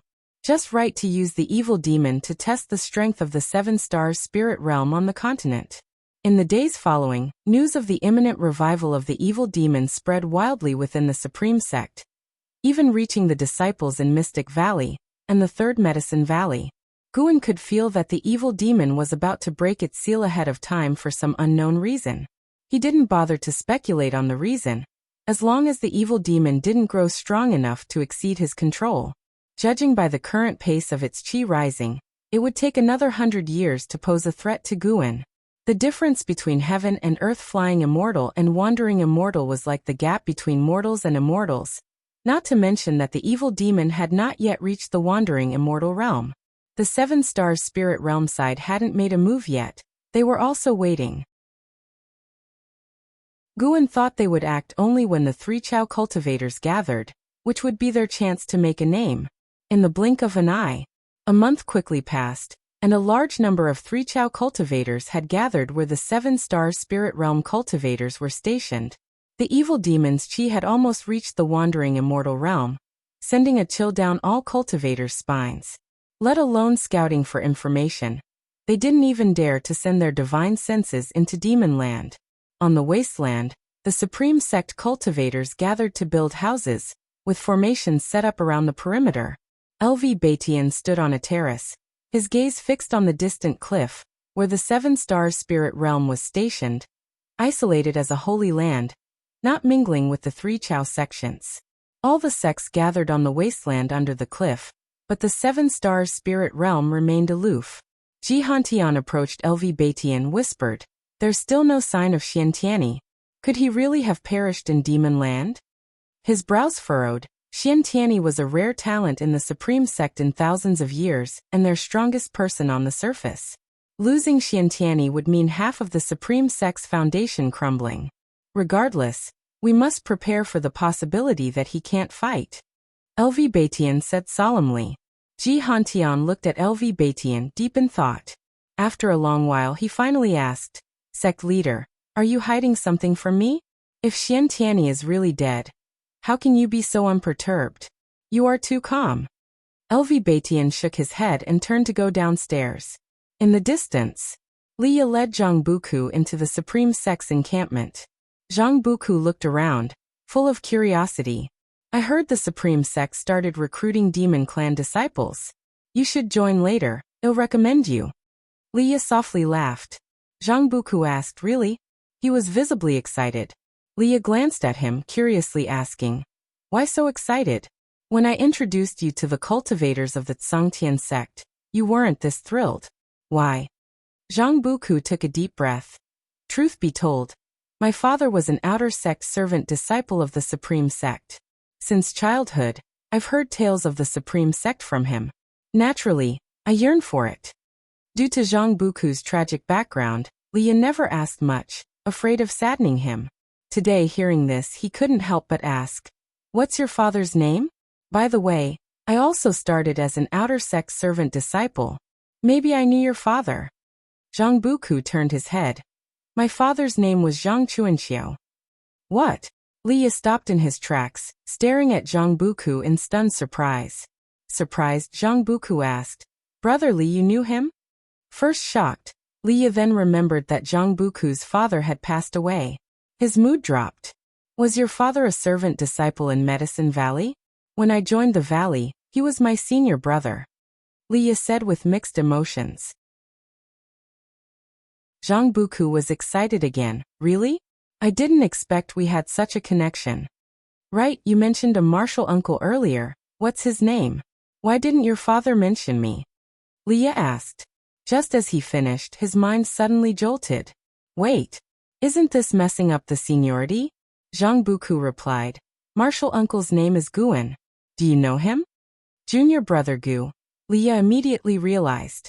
Indeed, back in Medicine Valley, senior brother Zhang Chunkia's favorite was junior brother Gu. Junior brother Gu was kind to everyone, universally liked. It's natural that senior brother Zhang Chuanxiao remembered him. Zhang Buku also realized, scratching his head. Should I call you Martial Uncle Li? Forget it, brotherly flows better. We'll each stick to our own. Seeing his shameless expression, Liya felt somewhat vexed. They'd been calling each other brothers for years. It was hard to change now. After all, Zhang Buku only saw him. Their previous relationship might as well not count. Zhang Buku nervously asked, Brotherly, how's your relationship with Martial Uncle Gu? Hearing this, Liya suddenly wanted to alter the relationship. He looked up, proudly smiled. Of course, we're the best of brothers. Really? Zhang Buku was overjoyed. Liya asked skeptically. Why are you so curious about him? Have you seen him?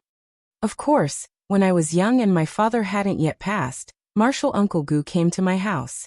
He even brought me a top-grade spirit elixir. He's my only elder in this world. Zhang Buku said seriously. Only elder? Liya's mouth twitched. In that case, you'd better call me Martial Uncle. No way, we'll each stick to our own. If junior brother Gu hears this, it'll be a joke. What? Last year when the Demon King nearly tore you apart, I risked my life to save you. Didn't you say we're brothers for life? Now you're denying it? Zhang Buku glared. They had already sworn brotherhood. How could he recognize his brother as a martial uncle? Liya opened his mouth, feeling somewhat stifled. Zhang Buku looked around, muttering, I wonder if Martial Uncle Gu is here. Liya sneered. He's just a Foundation Establishment Realm cultivator. Besides, he's timid. How could he be here? Foundation Establishment Realm? Zhang Buku was taken aback. He had seen Martial Uncle Gu slay demons. To be honest, he felt Martial Uncle Gu was stronger than Liya. But he had promised Martial Uncle Gu not to reveal his acts of heroism. So he held back. Seeing Liya's expression, he clearly didn't know Martial Uncle Gu's true cultivation level. Such a proud person, if he knew the truth, had definitely hassled Martial Uncle Gu? Zhang Buku thought secretly, feeling rather delighted. Knowing Martial Uncle Gu's secret, did it mean Martial Uncle Gu saw him as closer?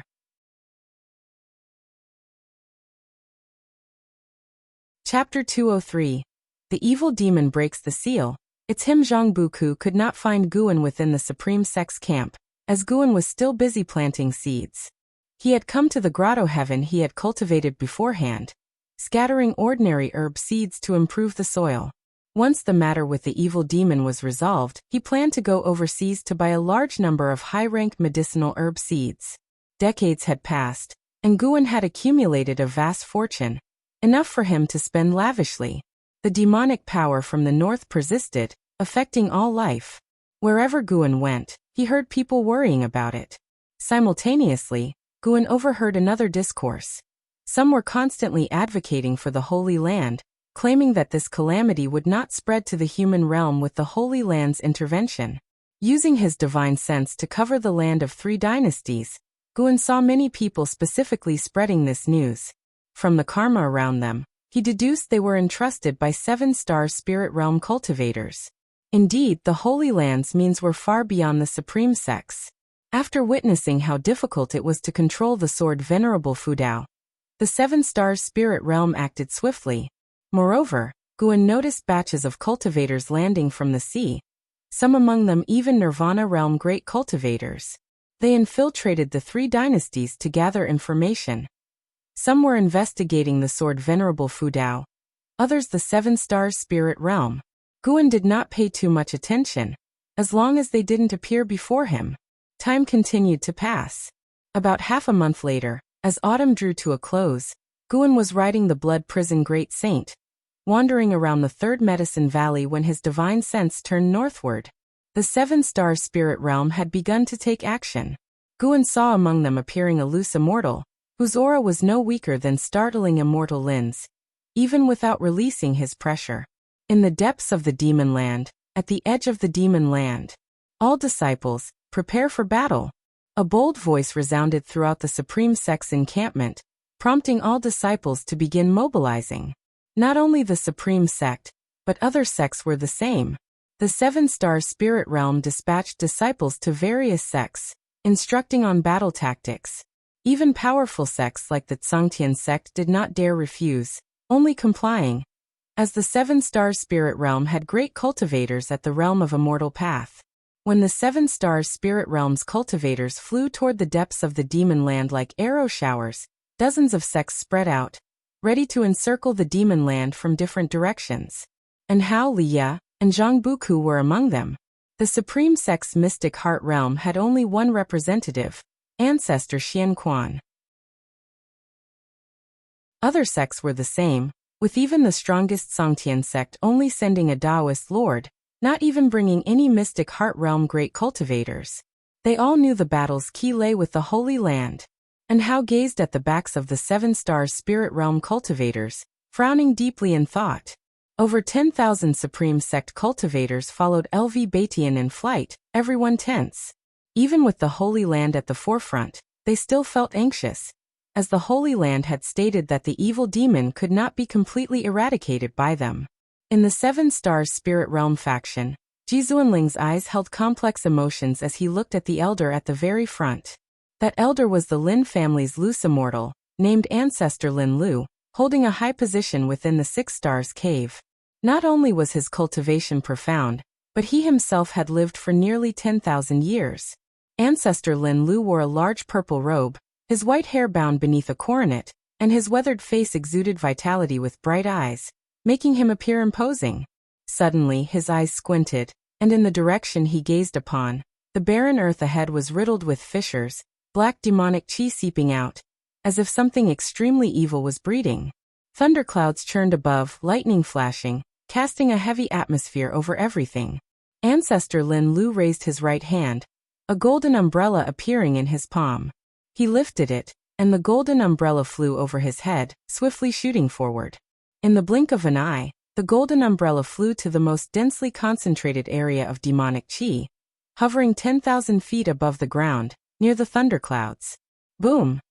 The golden umbrella suddenly opened, spreading golden rays of light, as if an immense power from another dimension shook the very sea of time, dispersing clouds and lightning, transforming the gloomy sky into something majestic and ethereal. Golden light poured down from the umbrella like a torrential rain, landing on the cracked ground, forming inscriptions that expanded rapidly, covering a 1,000-mile radius within 2 breaths and continuing to spread. The golden inscriptions suppressed the demonic chi emerging from the ground fissures. When the inscriptions stopped extending, their edges emitted golden light, shooting into the clouds and forming golden pillars, isolating 10,000 miles around, with the three dynasties' sects positioned outside the golden barrier. What kind of magic artifact is that? It can form a formation by itself? Indeed powerful, this formation feels stronger than our sect-protecting array. No wonder it's the Holy Land, truly formidable. It seems the Holy Land plans to handle the evil demon alone. We just need to assist. That's good. Who wants to die? Discussions buzzed among the sect disciples, their reverence for the Holy Land rising rapidly. Ji Xianling looked up at the golden umbrella in the sky, uttering four words. Loose immortal Dharma treasure. Ancestor Lin Lu accelerated alone, quickly arriving above a massive black hole. Looking down, he saw it was bottomless, with all the ground fissures extending from this pit. The demonic chi inside pushed against the golden mana, threatening to break through at any moment. 7 stars spirit realm, haha. A chilling voice echoed through the world, heard clearly by all cultivators outside the formation. On the Supreme Sect's side, numerous great cultivators' faces changed dramatically, including LV Baitian, Ji Hantian, and Ancestor Xian Quan. And Hao's eyes widened, his expression incredulous. Senior Xian. Impossible. The voice was precisely that of Xian Tianyi. And Hao subconsciously looked toward LV Baitian. Ever since LV Baitian discovered the restriction on his back, he had strictly forbidden him from revealing it. LV Baitian had also promised to handle the matter and never wrong Xian Tianyi. At this moment, LV Baitian's face was dark. Ignoring In Hao's gaze, he stared intently at the depths of the demon land. Evil demon, after 10,000 years, you still haven't repented? Ancestor Lin Lu's voice rang out, calm yet pressing. Evil demon. All cultivators tensed, with those from various sects who had met Xian Tianyi furrowing their brows, frequently looking toward the Supreme Sect. Just then the earth trembled violently. Ancestor Lin Lu remained unfazed. He raised his right hand, strengthening the formation. The demonic chi in the ground fissures grew more potent and frenzied, trying to shatter the golden inscriptions on the surface, as if countless vengeful demons were about to burst from the abyss. Mournful wails echoed throughout the world, sounding like both dragon and phoenix songs, and evil ghosts' howls, making everyone's hair stand on end. Boom! A terrifying force suddenly broke through the surface, shattering the golden inscriptions. Rolling demonic chi surged to the sky, merging with the thunderclouds and sending the golden umbrella flying. Ancestor Lin Lu was caught off guard, forced back by the overwhelming pressure. Stabilizing himself, he frowned, raised his hand, and cast a spell to steady the golden umbrella in the sky, then pulled out a long redwood sword. Hundreds of 7 stars spirit realm cultivators spread out, surrounding the terrifying pillar of demonic chi, each taking out their magic artifacts. Ji Xianling wielded a large fan, with golden flames leaping from its 7 apertures. His gaze noticed a figure rising within the demonic chi pillar, causing his pupils to dilate suddenly. It's him. So it's all true. In the 3rd Medicine Valley, Guan dismounted from the blood prison Great Saint's back. Instead of returning to his quarters, he turned and looked north.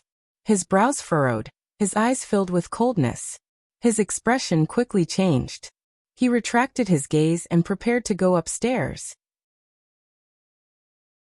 At that moment, a figure flew in from afar. He stopped, turned, and saw Ji Xiaoyu swiftly approaching like a fairy descending from the sky before him. Guan saluted her, smilingly asking, "Third miss, what brings you here?" Ji Xiaoyu raised her hand, revealing a jade pendant. "Leave this with you. Don't mention it to anyone. I will come back for it later." She tossed it to Guan and then turned to leave, as quickly as she came. Guan's divine sense scanned it as he nonchalantly put the jade pendant into his storage bag before turning to go upstairs. The jade pendant contained intelligence about the 7 stars spirit realm. Why did Ji Xiaoyu give it to him? Could she have guessed something? Meanwhile, in the demon land, a figure stepped out from the roiling demonic chi. His appearance made Ji Zuanling's face turn extremely grim, causing a stir among the Supreme Sect and disbelief in other sections. The figure emerging from the demonic chi was none other than Xian Tianyi. Tianyi wore a black robe, his white hair fluttering wildly. His handsome face was pale, with deep red eye sockets, and his pupils seemed to swirl with demonic qi, appearing particularly sinister. He twisted his neck, raised his arms, and stretched his body. Senior Xian. And Hao's voice echoed from afar as he tried to rush into the formation but was stopped. On the Zongtian sect's side, Taoist Lord frowned, calculating with his fingers. Sect Master Liang Songhai also frowned deeply, filled with confusion. How could this be? The Taoist of immortality from Three Pure Ones Mountain couldn't help but look at Ancestor Lin Lu, his eyes full of meaning. Discussions buzzed among the sects and soon, Tianyi's identity spread. A supreme sect Mahayana realm cultivator had turned into an evil demon? This revelation shocked everyone. Once, during the demonic invasion, Tianyi had achieved great feats, earning the respect of cultivators worldwide. Ancestor Lin Lu stared at the evil demon, speaking coldly. Evil demon, you dare possess a human Mahayana realm cultivator? You seek death. His voice rumbled like thunder, echoing through the heavens, heard by all. Tianyi turned to him, eyes icy and sneered, noisy. As soon as he finished speaking, he waved his sleeve at Ancestor Lin Lu, releasing the terrifying power of a 9th-layer loose immortal, obliterating the golden inscriptions on the ground. Ancestor Lin Lu's spellcasting tried to block it, but he was still forced back. Thousands of miles away, the golden light from the formation was shattered, sending tens of thousands of sect disciples flying, with countless casualties. You, Ancestor Lin Lu glared at Tianyi, his tone filled with shock and anger. What was happening? Their cultivation? Before he could think further, Tianyi raised his hand, palm facing the sky, with a wild smile on his face. He grabbed with his right hand and yanked downward. The thunderclouds in the sky collapsed instantly, the terrifying pressure causing all cultivators outside the formation to plummet to the ground, and the earth trembled.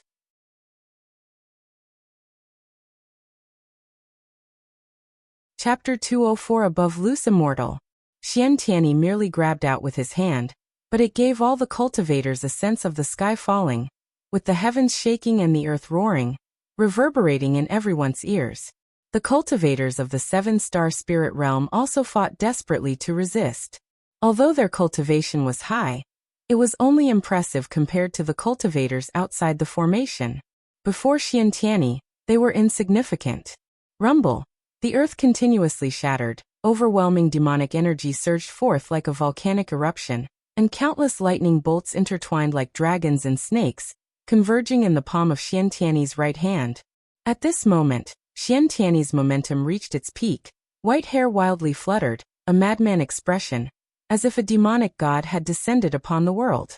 Ancestor Lin Lu steadied himself and quickly cast spells with both hands, pushing forward with a palm strike, the mana like a dragon emerging from the abyss, carrying the spiritual energy of the heavens and earth, fire and wind intertwined, sweeping across the shattered earth, heading straight for Tianyi. In the face of this mana, everything in the world seemed insignificant. Tianyi raised his hand. Facing the vast tide of wind and fire, he blocked it with one palm, causing the raging wind and fire to split apart, forming countless fire dragons scattering in all directions. Form the array, exterminate the demon. Ancestor Lin Lu roared angrily, and the other 7-star spirit realm cultivators leaped away, distancing themselves from Tianyi. Suddenly, the rolling dust behind Ancestor Lin Lu was scattered, and Tianyi stepped behind him, standing sideways. Tianyi's eyes were filled with killing intent. With one palm strike, his hand ignited with demonic flames, penetrating Ancestor Lin Lu's chest, splattering blood. Ancestor Lin Lu's eyes widened with a look of shock and anger. Tianyi lifted his arm, following up with a dive, slamming Ancestor Lin Lu, who was impaled on his arm, into the shattered ground. He then began to wildly swing him around, causing the 7-star spirit realm cultivators to panic, and the great cultivators from distant sects were horrified. The evil demon, though not as exaggerated in size as the demon ancestors or great demon kings, exuded an even more intimidating presence. Ancestor Lin Lu transformed into a blood mist.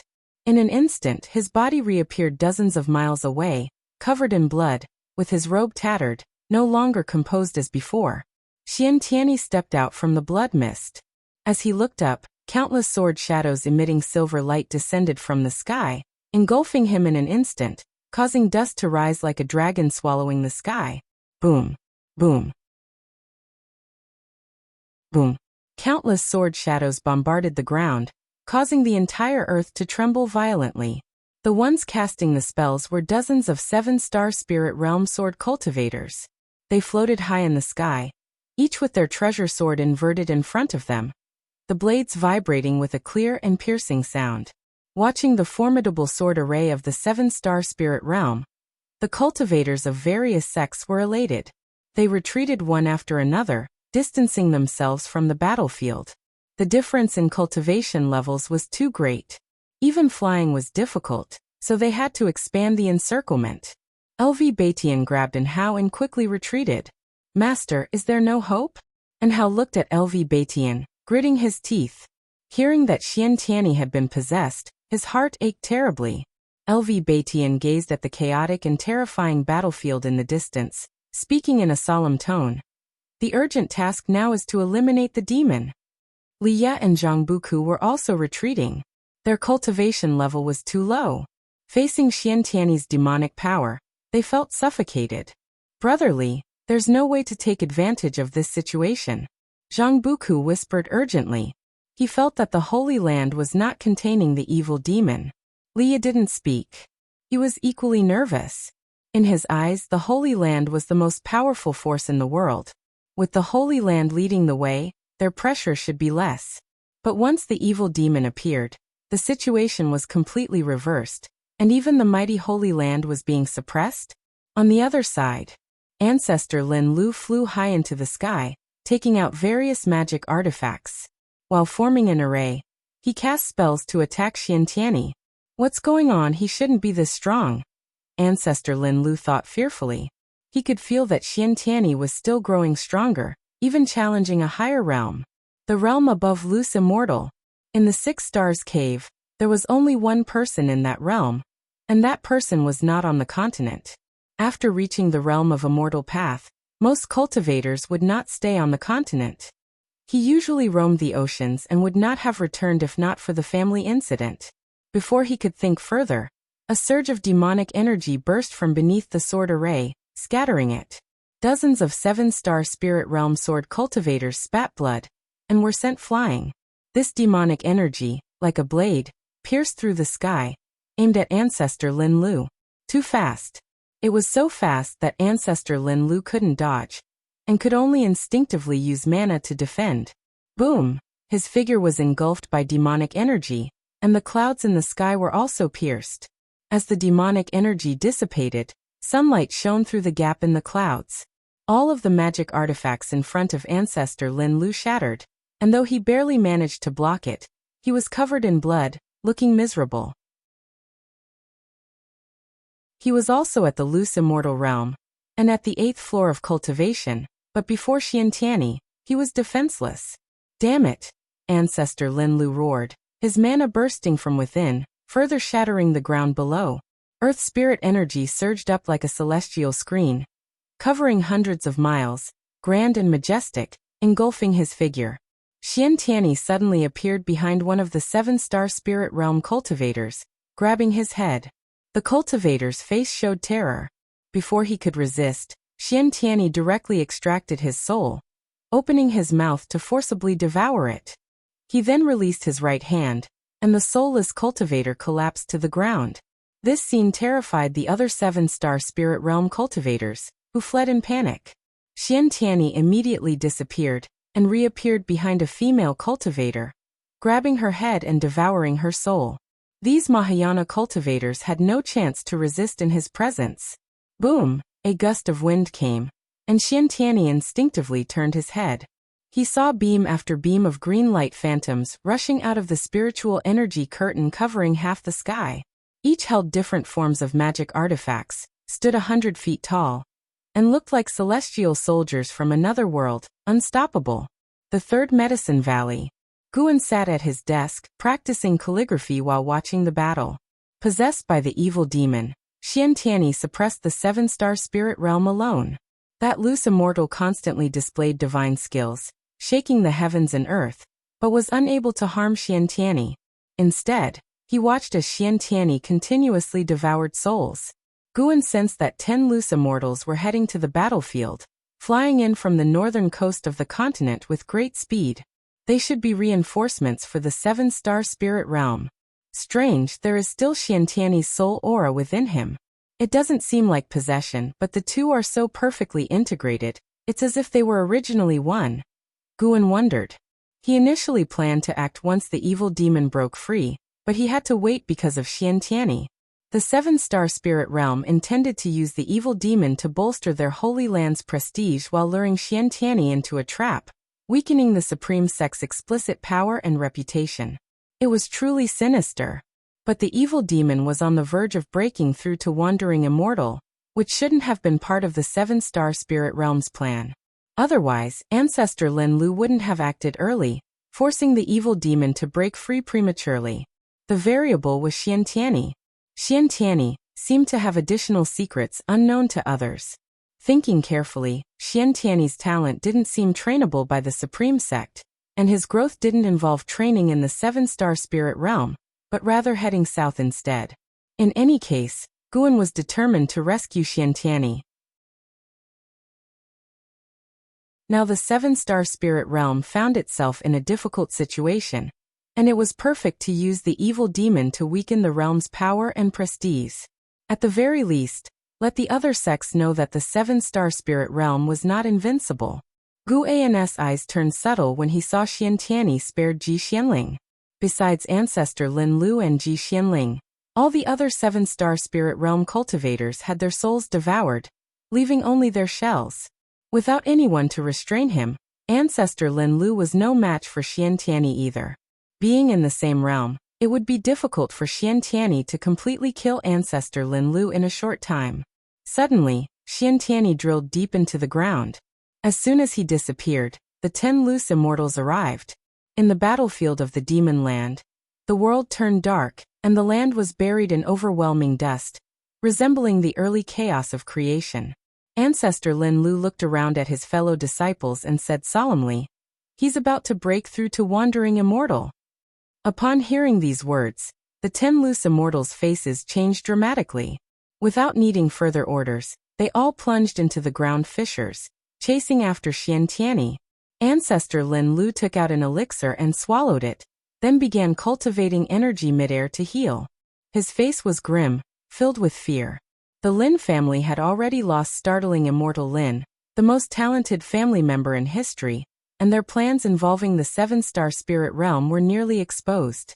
He came this time to redeem himself, but hadn't expected the evil demon to be so powerful. 10,000 years ago, the evil demon had just reached the loose immortal realm. How was he so strong now?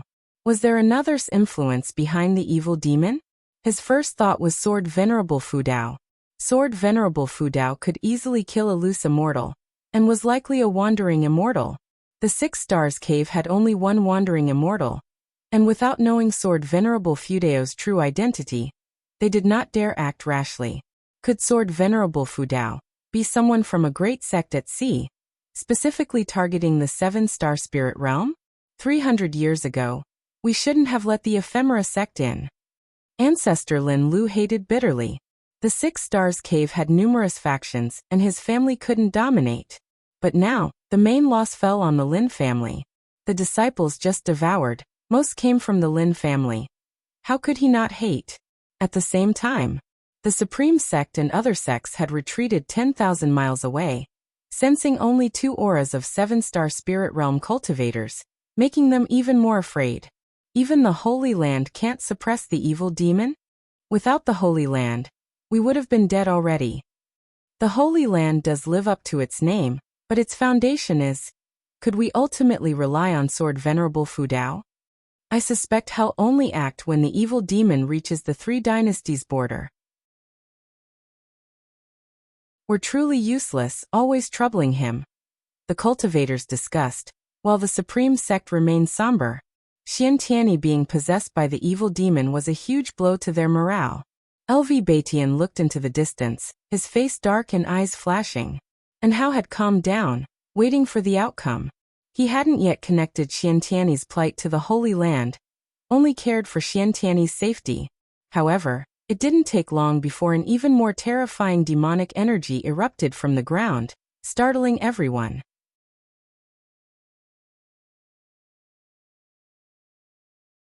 Chapter 205.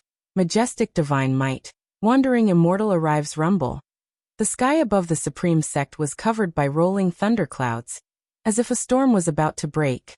The sky changed so quickly that the disciples who were still busy in the Third Medicine Valley hurried their tasks. Guan descended from the pavilion, feeling that Xiantiany had already half-stepped into the wandering immortal realm, which made him very interested in the sealing ground of the evil demon. What exactly was hidden below? It could actually allow the evil demon to break through in one fell swoop. There must be a secret down below. Could it be that the evil demon also had the ability to evolve lifespan cultivation? Guan's mind wandered, and he was already prepared to take action. Once Xiantiany dealt with the 11 loose immortals of the 7-star spirit realm, he would make his move. He could feel the heavenly might condensing in the sky above the battlefield, signifying that Xiantiany was about to face the tribulation. TSK, is the tribulation range of a loose immortal this large? Guan looked at the thunderclouds in the sky and thought silently. This gave him a clearer concept of the celestial tribulation of the immortal path. The tribulation of the evil demon had covered the entire continent, showing just how exaggerated the power of the tribulation was. If the tribulation from loose immortal to wandering immortal was already like this, then what kind of power would the tribulation from wandering immortal to heaven and earth flying immortal be? The aura of a distant loose immortal suddenly disappeared. It seemed he had died at Xiantiany's hands. With the first, there would be a second. The successive deaths of 2 loose immortals made Ancestor Lin Lu, who was healing, unable to remain calm. He immediately rushed into the underground to support. Guan observed the tribulation. He could feel the spiritual power of the 5 elements in the heaven and earth gathering toward the thunderclouds above, rushing toward the crossing site at an extremely fast speed after entering the clouds. The spiritual power of the 5 elements in heaven and earth thus gathered together to accumulate heavenly might. The 3rd loose immortal fell. After devouring the souls of the loose immortals, Xiantiany's momentum soared. Vaguely, Guan felt 2 strands of demonic qi surging within one body. Could it be that Xiantiany and the evil demon were vying for control of the body? Guan silently thought, keeping a cautious attitude. If Xiantiany's soul was about to collapse, he would immediately take action. For mortals, the distance from the Supreme Sect to the Demon Land was a lifelong journey that could never be covered, but for Guan, it only took one step. The disciples in the valley began to gather, discussing what the thunderclouds in the sky portended. Lu Lingjun still stayed within the pavilion, cultivating, seemingly unconcerned about the calamity outside. Since returning, she had been in close cultivation, and had not left the room. Rumble. Watching the lightning and thunder in the sky, the cultivators of the Supreme Sect were extremely tense because they felt they were also within the scope of the celestial tribulation, and might be affected. Liang Songhai was decisive and immediately ordered the disciples to retreat. After all, they couldn't help the 7-star spirit realm. It was better to preserve themselves. Their presence here was at the call of the 7-star spirit realm. Otherwise, the safest option would be to guard the borders of the 3 dynasties, where they could gather more strength. LV Baitian also led the disciples in retreat, and at that moment, Jihantian approached him. I suddenly remembered that Xiantiany had gone demonic in his youth, Jihantian whispered. LV Baitian glanced at him, his gaze cold, scaring him into immediate silence. Jihantian spoke with some grievance. I thought you 2 were at odds. So all these years have been an act for me? LV Baitian was the sect leader, and he was the vice sect leader. He also had the ambition to be sect leader, but above them was Xiantiany, who many elders supported for the position of sect leader. As such, he naturally harbored no good feelings toward Xiantiany. It so happened that LV Baitian once found him, complaining about Xiantiany, which quickly won his favor. Because of Xiantiany, the 2 formed a better bond. Whenever LV Baitian shirked his duties, He would work hard because LV Batian promised that if he stepped down he would choose him. Of course, all this was about vying for power. On a day-to-day basis, the three of them, as fellow disciples, greeted each other amicably. Talking nonsense. Is now the time to discuss this? LV Batian said in a deep voice, cutting off Jihantian. Boom! A deafening sound came from behind, startling the two into turning their heads. The distance was too far for them to see what had happened, but the horrifying demonic might of the evil demon made them tremble in fear. At that moment, a disciple cried out, "Look at the sky!" Everyone looked up, astonished to find that the thunderclouds in the sky had reflected a scene of the demon land. Figures moved as swiftly as lightning, dazzling everyone. Those exaggerated spells and divine skills were even more shocking to every cultivator's eyes. Various factions began to slow down, retreating while watching the battle unfold. And Hao Liya and Zhang Buku did the same. Zhang Buku's eyes were full of longing. Could he reach such a realm in his lifetime? And Hao's eyes were full of concern and worry. He always believed that there was still hope for Xiantiani to break free from the evil demon. Under the watchful eyes of all the cultivators, whenever Xiantiani stopped to devour a soul, the scene in the sky would focus on him, zooming in, showing everyone the chilling process of him consuming the souls of the loose immortals. Xiantiani's face displayed two different expressions, arrogance and cruelty on the left, frowning and pain on the right. This made him look even more bizarre. Time continued to pass. In the end, only ancestor Lin Lu remained alive. Seeing the last loose immortal companion's soul drawn out, he completely gave up on resisting. He tried to escape, but Xiantiani caught him, and this time he could not escape Xiantiani's grasp. "You can't."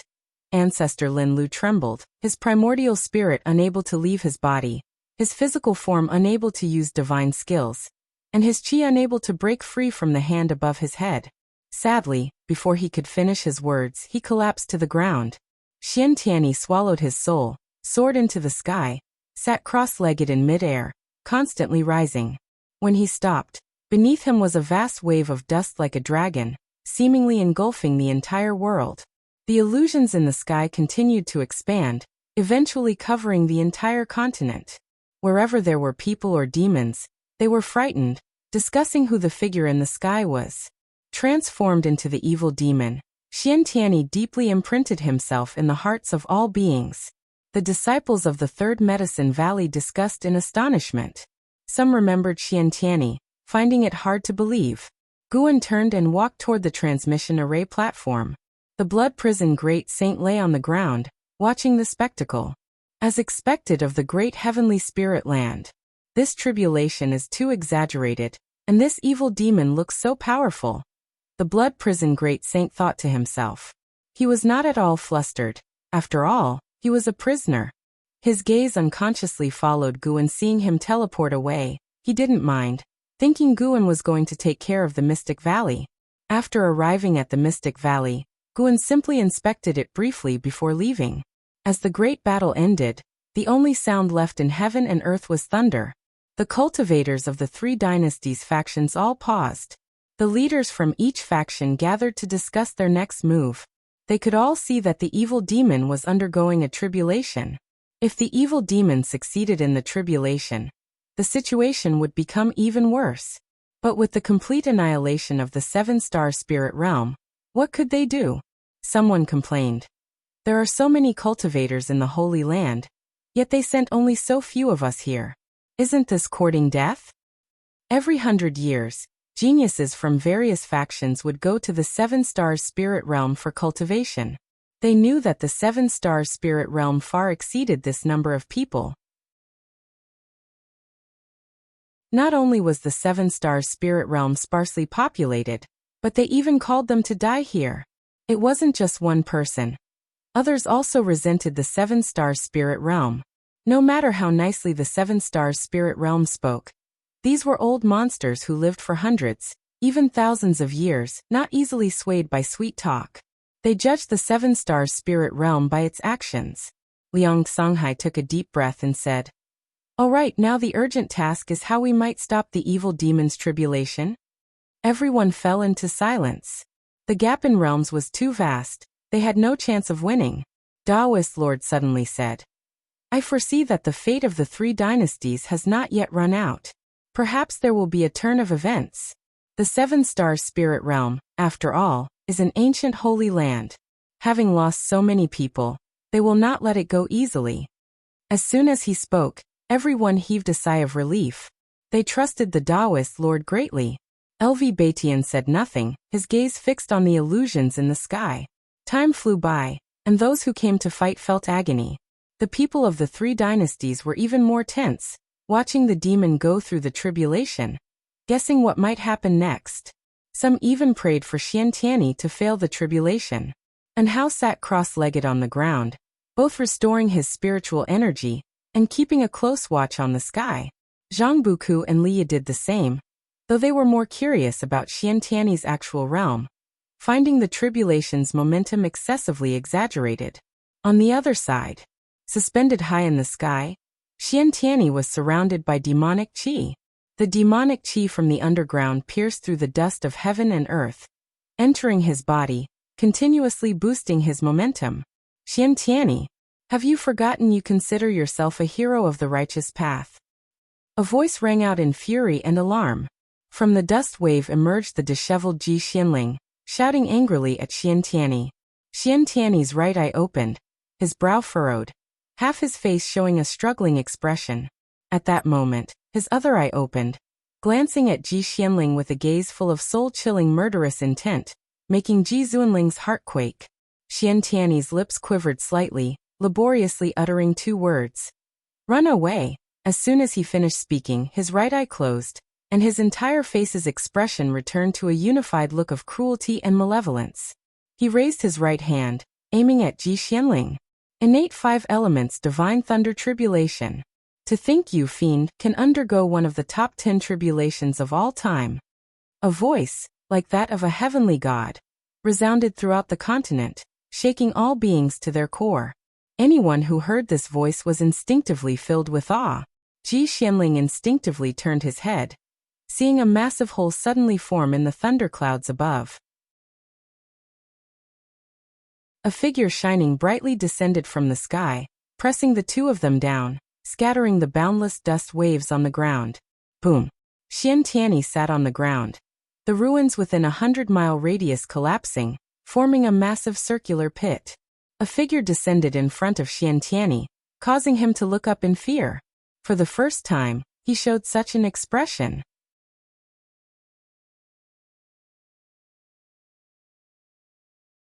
Chapter 206. Domineering.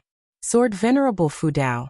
Ji Xianling also fell to the ground, but unlike Xiantiani, he did not bear the overwhelming pressure that surpassed a loose immortal. After landing, he only staggered a few steps. He quickly raised his eyes to look, his gaze locked on the mysterious figure in front of Xiantiani. It was a figure shining with a strong light, and he recognized the identity of the other person at a glance. Cave Master! Ji Xianling exclaimed in surprise. The Cave Master of 6 Stars Cave, Divine Soul True Lord. The Divine Soul True Lord stood tall, draped in a wide black robe, with white clothes cinched with gold thread underneath, and a jade-adorned green silk belt. His black hair was coiled with 3 small swords. His expression was cold, and he looked down at the seated Xiantiani with eyes so frigid they seemed to freeze time. The illusion in the sky mirrored Xiantiani's figure, while also reflecting the image of the Divine Soul True Lord, allowing everyone in the world to see his true appearance. Even the most esteemed great cultivators instinctively revered the Divine Soul True Lord at first sight. Just by standing there, the Divine Soul True Lord exuded an invincible aura. The people of the world were even more encouraged. The invincible evil demon cowered before the Divine Soul True Lord, all his previously established terrifying aura completely gone, now appearing so weak. Xiantiani did not want to stand up, but he simply could not. The gap between a loose immortal and a wandering immortal was as vast as the difference between clouds and mud. Xiantiani looked at the Divine Soul True Lord in terror, a look of pleading in his eyes. Thousands of miles away, and Hao looked at the illusion in the sky showing the Divine Soul True Lord and panicked immediately. Under his watchful gaze, the Divine Soul True Lord raised his right hand, and his imposing voice echoed across the entire continent. Today, I, the true Lord, will execute the demon for the sake of all living beings. His voice, akin to a god's, reverberated with rolling thunder. No! And Hao shouted with all his might, immediately wanting to leap up to intervene. Almost instantly, he felt a tap on his shoulder, causing all his spiritual power to dissipate, rendering him unable to fly up. Zhang Buku, Li Ye, and many disciples of the Supreme Sect glimpsed a shadow so fast they thought it was a hallucination. After speaking, the Divine Soul True Lord prepared to finish Xian Tianyi with a single palm strike. Ji Zuanling's face changed drastically as he opened his mouth to plead. Smack! Suddenly, a hand pressed down on the Divine Soul True Lord's shoulder, dispersing the bright light on him, altering his expression and halting his right palm. Xian Tianyi also saw someone suddenly appear behind the Divine Soul True Lord, his expression changing dramatically as he struggled visibly. Ji Xianling gaped in shock, staring at the person behind the Divine Soul True Lord. At this moment, all living beings saw the person behind the Divine Soul True Lord in the sky, in the Third Medicine Valley. Lu Lingjun pushed open the door, just in time to see the illusion in the sky, her expression changing accordingly. Outer Gate City, Heavenly Repair Platform. Standing beside the heaven-cutting axe, Zhuo Yijian looked up at the sky and murmured, Sword Venerable Fu Dao. In the distance, Dixie also recognized the mysterious figure, growing nervous immediately. Sword Venerable Fu Dao was going to confront the Seven Stars Spirit Realm's expert? And Hao, upon seeing Sword Venerable Fu Dao's figure, became excited, clenching his fists tightly. He thought it was his master who finally came to help him out of reluctance. Li Ye also became excited. The patriarch had actually come. Zhang Buku was simply curious about who had suddenly arrived. LV Baitian, looking at the sky, visibly sighed in relief. The leaders of other sects were stunned, not understanding why Sword Venerable Fu Dao had intervened. In the illusion in the sky, the Divine Soul True Lord slowly lowered his right hand, glancing back and asking, Could it be that you are the Sword Venerable Fu Dao who recently made a name for himself throughout the land? Behind him stood a demonic shadow, shrouded in dark purple demonic qi, mysterious and ominous. Guan suddenly pulled him behind, and then stepped forward. The Divine Soul True Lord's expression changed dramatically, and his body involuntarily recoiled. Guan stepped forward to stand before Xian Tianyi, extending his right hand, pointing two fingers at Xian Tianyi's forehead. The magic of heaven and earth flying immortal erupted, forcibly expelling the demon soul from Xian Tianyi's body, dispersing the demonic qi, making Xian Tianyi grimace in pain. This scene shocked everyone in the world. This wasn't the evil demon? Everyone saw a demonic shadow emerge from Xian Tianyi, identical to his form. Before the evil demon could resist, Guan's right hand opened, swiftly grabbing it and capturing it in his palm. The demonic pressure that shrouded the continent disappeared instantly, leaving everyone feeling inexplicably relieved, as if a heavy burden had been lifted from their hearts. You, the Divine Soul True Lord, was enraged. As the cave master of Six Stars Cave, he naturally knew the evil demon's true origin. Though not personally leading it, he had allowed it. Sword Venerable Fu Dao was slapping him in the face. Guan turned and stood side-on to the Divine Soul True Lord. Xian Tianyi spat out blood, collapsing forward, his forehead landing on Guan's thigh. Before closing his eyes, he weakly uttered, Fu Dao. He collapsed by Guan's leg, his consciousness plunging into darkness. Sword Venerable Fu Dao made no sound, allowing him to lie there, calmly staring at the Divine Soul True Lord. The people of the world held their breaths. Everyone could feel the standoff between the Divine Soul True Lord and Sword Venerable Fu Dao. Recognizing that Sword Venerable Fu Dao had come to save the one possessed by the evil demon. No. More accurately, to save the one possessed by the evil demon. The world fell silent. Even the great cultivators near Demon Land were incredibly tense, not daring to breathe loudly. Blood Prison Great Saint, lying on the ground, looked at Guan's figure, eyes full of admiration. Such domination. Without saying a word, everyone could feel his strong intent. Blood Prison Great Saint suddenly felt his past self was incredibly weak. Always boasting, But compared to the great cultivator of the upper realm, his spirit fell short by miles.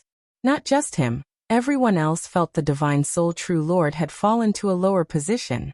This mysterious figure effortlessly pulled the divine soul true lord away and scared him into inaction. Their abilities were clearly unmatched. Ji Xianling, closest to them, was utterly shocked. He knew better than anyone the power of the divine soul true lord. In the 7 stars spirit realm, centered around 6 stars cave, the divine soul true lord was as divine as an immortal to them, representing the continent's strongest being. Such an existence was easily pulled away by sword venerable Fudao. Ji Xianling finally understood why the 7 stars spirit realm had suddenly changed their mind and decided to come forth to save the people. They feared sword venerable Fudao and wanted to restore their image. The divine soul true lord's face was extremely grim, caught in an inner struggle between choices. He had intended to use the anomaly of this innate 5 elements divine thunder tribulation to showcase his grand and heroic image of saving all living beings. But now he found himself in a difficult position. If he acted, he couldn't be sure of winning, plus what would the world think of him? If he didn't act, how would the world view the 7 stars spirit realm? Who exactly are you? Do not say you're from the Supreme Sect. This land could not possibly spawn someone as powerful as you. The divine soul true lord asked solemnly, this time, not letting his voice echo across the continent. Only audible to himself, Guan and Ji Xianling. Guan did not answer him but raised his right hand and pointed his index finger at his face. Somehow, facing Guan's fingertip, the divine soul true lord felt fear. Too overbearing. The other party didn't want to converse, only conveying one message, for him to back off. Otherwise, the divine soul true lord realized that, given the unmatched power of the other party, he might very well die. He was, after all, a wandering immortal. Not only on this continent but across the nearby sea areas, his cultivation level was among the top.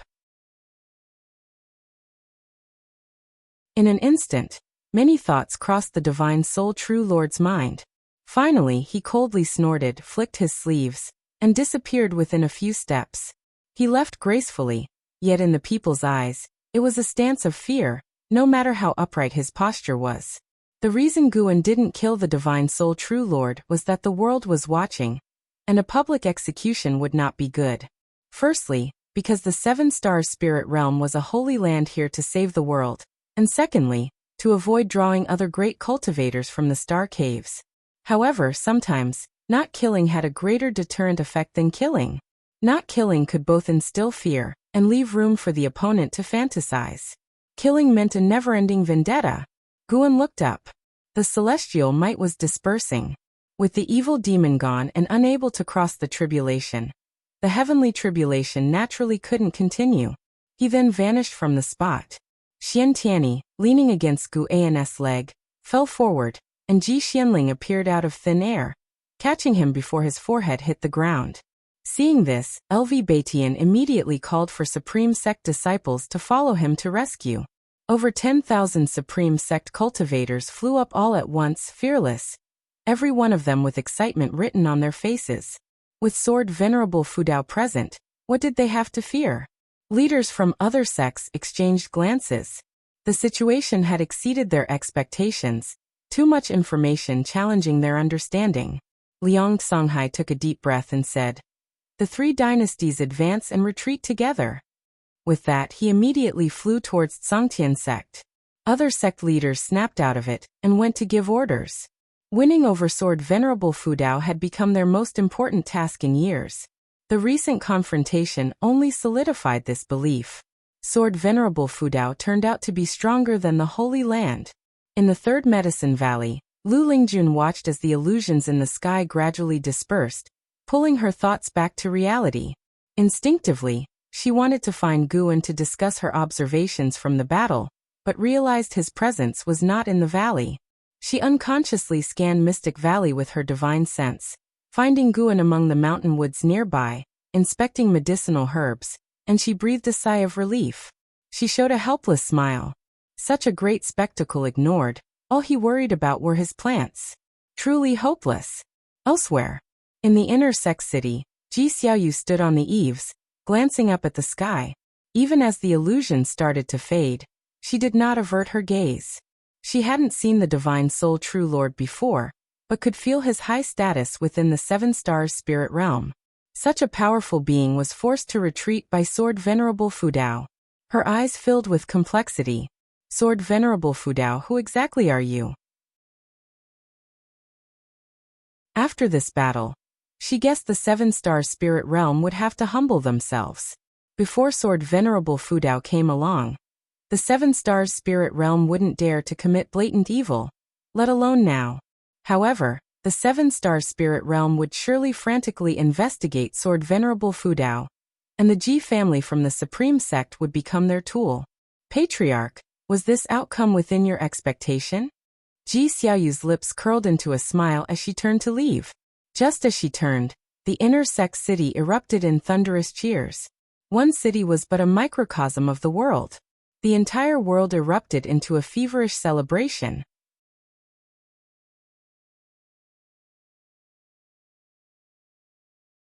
Chapter 207. Like Pan and over the ocean, Divine Soul True Lord sat on a huge gourd, his arms crossed in front of his chest as the sea breeze blew his hair. He closed his eyes, frowning deeply. The more he thought, the angrier and more restless he became. After this battle, the prestige of the Holy Land would surely plummet. How could he not be angry? He just couldn't judge Sword Venerable Fudao's attitude towards the 7-star spiritual realm. For now, Sword Venerable Fudao did not seem hostile towards the 7-star spiritual realm. The previous Lin Jingxian killed himself, and Ji Xianling went to the Supreme Sect without incident. This time was no different. Sword Venerable Fudao only pushed him back, and did not strike a killing blow. He couldn't tell if Sword Venerable Fudao feared the 7-star spiritual realm, or had no killing intent from the start. In fact, when the evil demon attacked the wandering immortal realm, Divine Soul True Lord had sensed it but deliberately did not intervene. He allowed the Lin family loose immortal and disciples to be devoured by the evil demon, to create a more terrifying image of the evil demon. The stronger the evil demon, the more prestige he would gain by exterminating it. Secondly, he wanted to use this opportunity to eliminate the Lin family, thus removing the cause and effect of offending Sword Venerable Fudao. Had he succeeded, the 7-star spiritual realm would have maintained the prestige of the Holy Land while resolving any grudges with Sword Venerable Fudao, achieving a perfect outcome. But things went wrong. Sword Venerable Fudao acted ahead of schedule. It seems Sword Venerable Fudao is related to Xiantiani. Could he be from the Star Sea congregations? The more he thought about it, the more likely Divine Soul True Lord found this possibility. Before Xiantiani joined the Star Sea congregations, the Supreme Sect did not have such a great cultivator. He speculated that Xiantiani, knowing the demon disaster was imminent, had asked Sword Venerable Fudao for support in advance. That's right. It must be so. Divine Soul True Lord had heard that Xiantiani wrote a book entitled The Legend of Sword Venerable. He raised his right hand and took out a token, hesitating for a moment before probing it with his divine sense. Soon he sensed a wave of divine sense from the token, and began to relay what had happened, along with his speculations. After a while, his face turned grim as he was obviously reprimanded. In the forest of Mystic Valley, Guan silently pondered. Ever since Divine Soul True Lord had left, his divine sense had been following him, preventing any unforeseen events. Seeing Divine Soul True Lord take out the token, Guan could guess he was contacting someone more powerful from the 7-star spiritual realm. Once Divine Soul True Lord placed the token back into his storage ring, Guan exhaled a long breath, his eyes growing cold. Judging by his expression, Guan hesitated. The lifespan foresight could only determine whether others had ill intentions towards his true form, while the 9 extremes yin-yang body could conceal his true form and obscure karmic calculations, unless the other person linked Sword Venerable Fudao directly to his true form and harbored enmity. The mountain god's little figure had resembled Gu An's true form closely, without any divine skills to cloak it, which was why he could sense it. And the hateful heaven ancestor had discovered him directly through sword intent. After 30 minutes, Divine Soul True Lord landed on an island. As he entered a cave, Guan sensed a restriction and stopped following. Just remember this island. Guan stood up and walked back to Mystic Valley.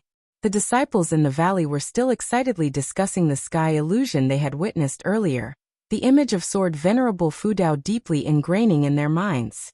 They also believed that the entity confronting Divine Soul True Lord was indeed Sword Venerable Fudao. Guan joined them, chatting for a while. The impact of this battle was even greater than when Sword Venerable Fudao killed the demon ancestor, not only because peace prevailed after defeating the evil demon, but also because it involved the Holy Land. When Guan returned to the Third Medicine Valley, the disciples were gathered noisily, like in a busy market. Lu Lingjun, who had been waiting for him, pulled him into a pavilion, excitedly talking about Sword Venerable Fudao.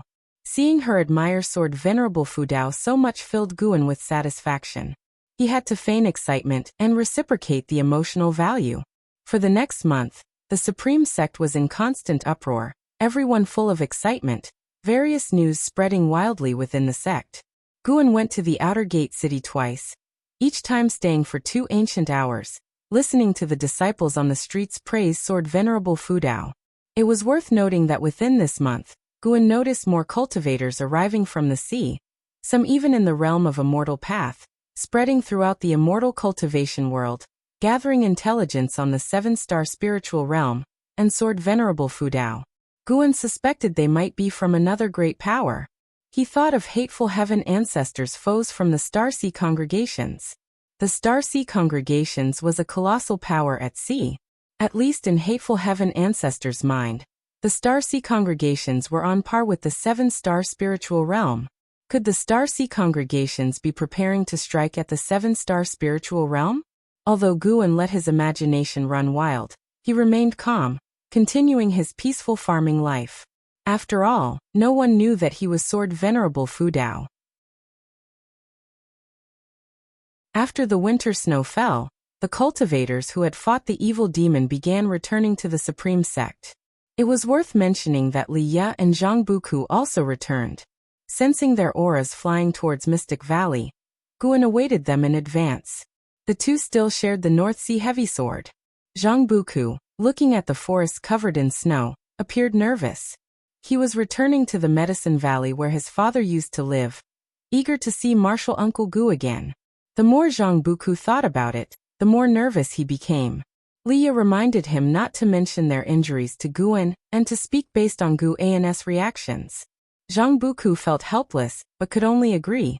After a short while, Leah and Zhang Buku flew into Mystic Valley.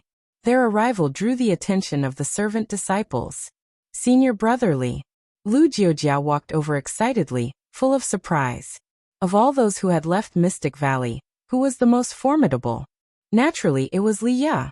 Despite losing miserably to Anhao and missing the Golden List because of it, Li Ya's strength had earned the Supreme Sect's recognition, making him Mystic Valley's pride.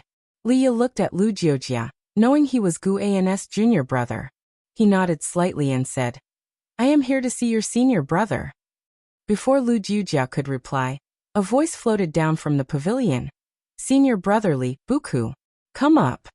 Hearing Guan's voice, Zhang Buku became excited. Li Ya glanced at him, and then led him upstairs. Watching Li Ya's confident back, Lu Jiujia's eyes were full of envy. Li Ya lived the life he desired. Soon Li Ya and Zhang Buku reached the upper floor and entered the room. Zhang Buku, seeing Guan, became so excited that he knelt down immediately. Li Ya hurriedly closed the door in fright. If word got out about his closest brother kneeling to his junior brother, it would be a scandal. "What are you doing? Get up quickly." Guan, sitting at the desk, said helplessly. Li Ya immediately pulled Zhang Buku up, glaring at him for losing face. Zhang Buku ignored Li Ya and looked at Guan with a silly grin. Guan gestured for them to sit, and then got up to pour them tea. "Senior Brother Li, how have you been these years?" Guan asked warmly.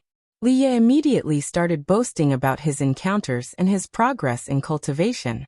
Throughout the conversation, Zhang Buku hesitated to speak. Guan placed 2 cups of tea before them. Zhang Buku wanted to stand and bow, but Guan stopped him with a look.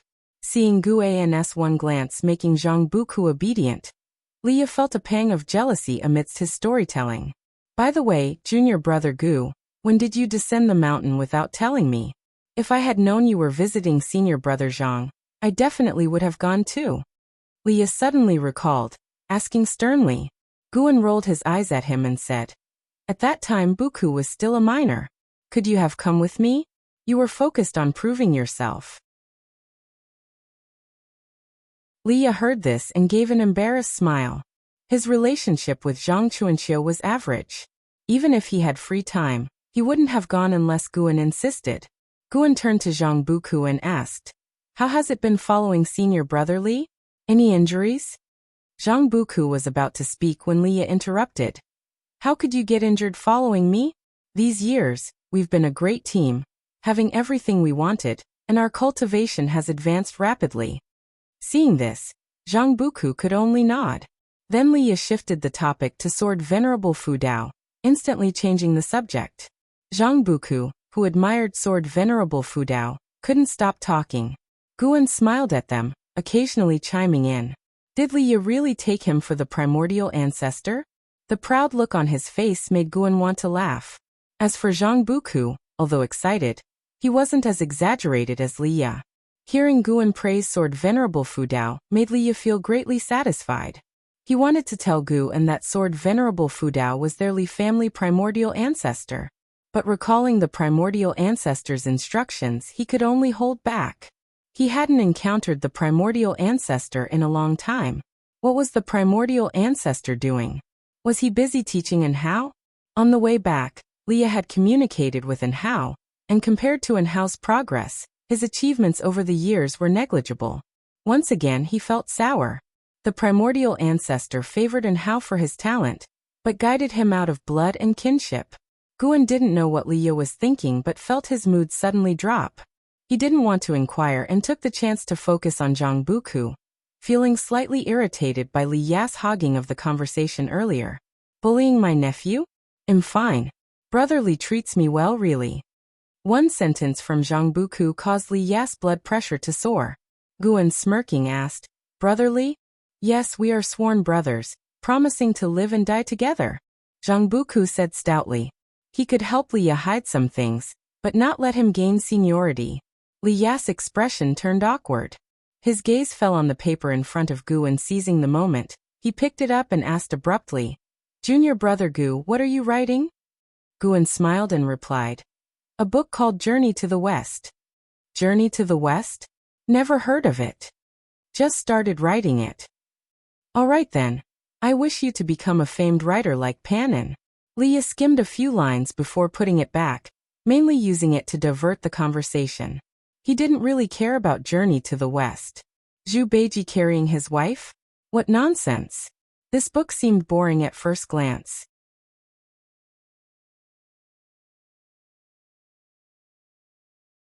Chapter 208 Hostility from the Divine Soul True Lord. When Leah put down the paper, the conversation unconsciously turned back to Sword Venerable Fu Dao, as if they could talk about him endlessly.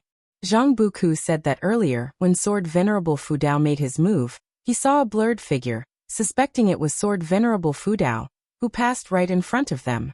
Leah also said he saw it, and the two were quite convinced. Guan found it amusing.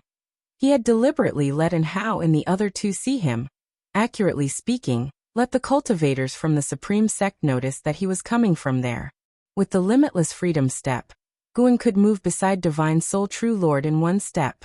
The three chatted for another ancient hour before Leah and Zhang Buku bade farewell. Leah was preparing to bring Zhang Buku into the sect, and there were many things to be busy with, so Guan naturally did not keep them. Watching them disappear into the heavy snow, Guan stood there for a while before entering the house. At the end of the year, as the spring festival approached, since the human race had completely overcome the demon calamity, it seemed peaceful days were ahead, so LV Baixia ordered an extravagant spring festival celebration this year.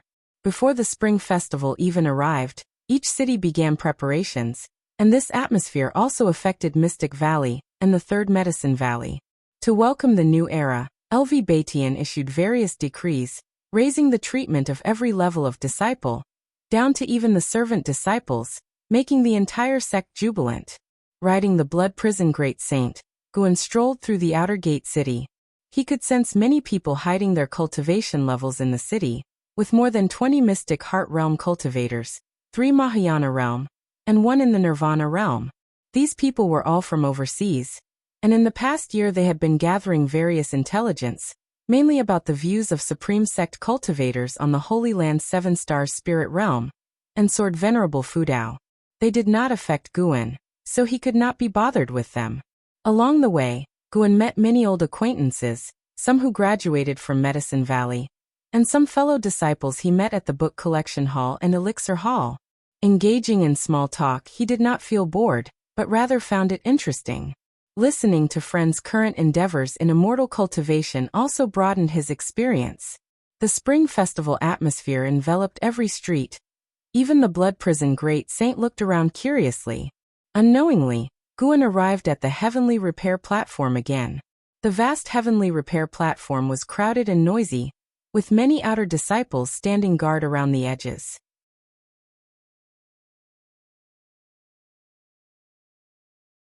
He had ordered Supreme Sect's spies to investigate all of Xiantiani's relationships, and the scroll in his hand recorded everyone closely related to Xiantiani.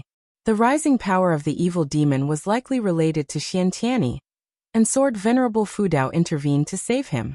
No matter how he thought about it, Divine Soul True Lord blamed Xiantiani for the failure in the battle against the evil demon. So he developed a murderous intent towards Xiantiani and his close associates. But he dared not act rashly, for perhaps Sword Venerable Fudao was among them in disguise. The mere thought of Sword Venerable Fudao made Divine Soul True Lord feel troubled. Fortunately, the 3-star cave had not contacted him much over these years, or he really wouldn't know how to report back. Sigh. Divine Soul True Lord sighed, stood up, and prepared to head to the small spirit realm to seclude himself. The 7-star spirit realm needed to maintain its image, and avoid being discovered by nearby great powers. As the high-standing cave master, he only needed to issue orders, and would not personally manage things. He took 2 steps forward, just about to descend the steps. A hand suddenly landed on his shoulder. Although it was just a light tap, his heart stopped. He couldn't forget the feeling of being tapped on the shoulder by Sword Venerable Fudao.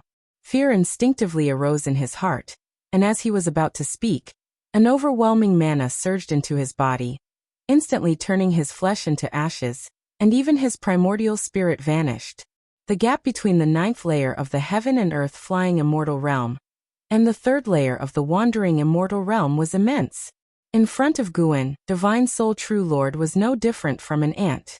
The scroll in Divine Soul True Lord's hand also turned to ashes along with him.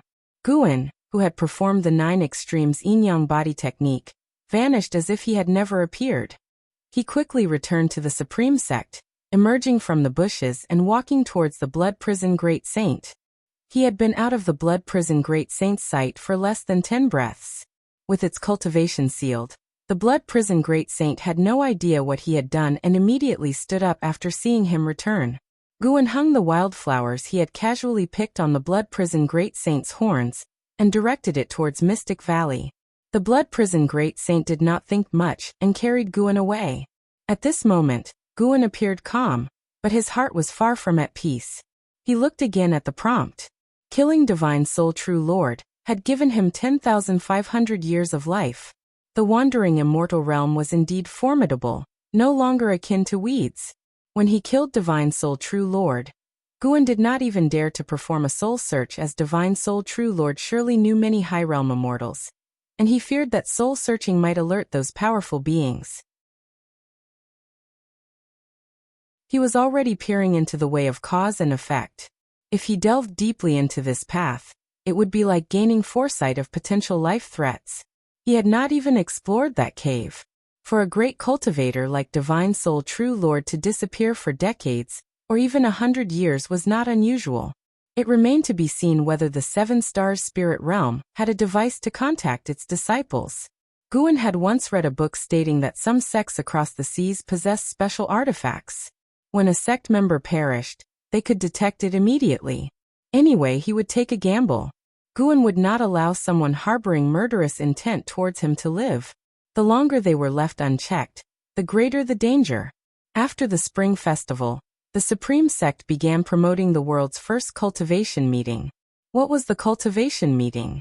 This idea, inspired by the heaven-cutting axe, was to create a heavy object that participants would control with spiritual power.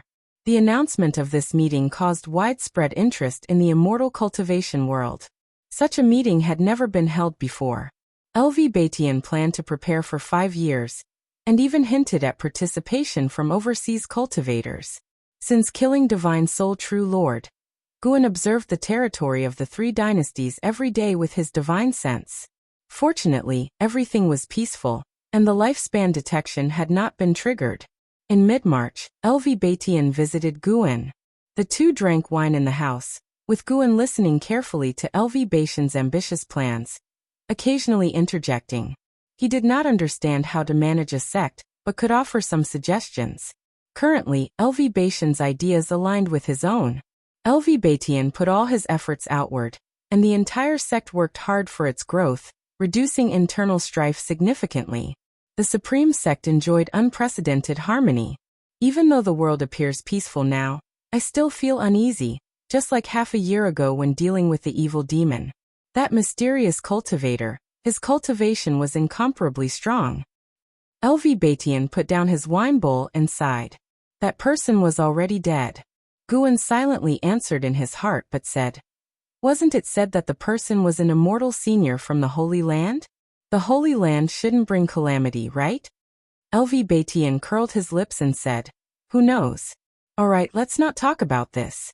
I just hope that in my lifetime, the Supreme Sect can produce someone who surpasses the Mahayana realm. For this, I will spare no effort." Guan nodded and said, "And Hao is exceptionally talented. He is the best candidate." Indeed. LV Batian smiled. After experiencing the demon calamity, he seemed to have a new perspective on Hao. This was good too. He hoped LV Batian would focus on Hao as Guan did not want to become the sect leader. The two talked for a long time before LV Batian finally bade farewell. He had gained new ideas from Guan. Even before the world's first cultivation meeting began, he was already planning the next grand event. After LV Batian left, Guan did not stay long at the Third Medicine Valley either. He returned to Mystic Valley, then quietly left.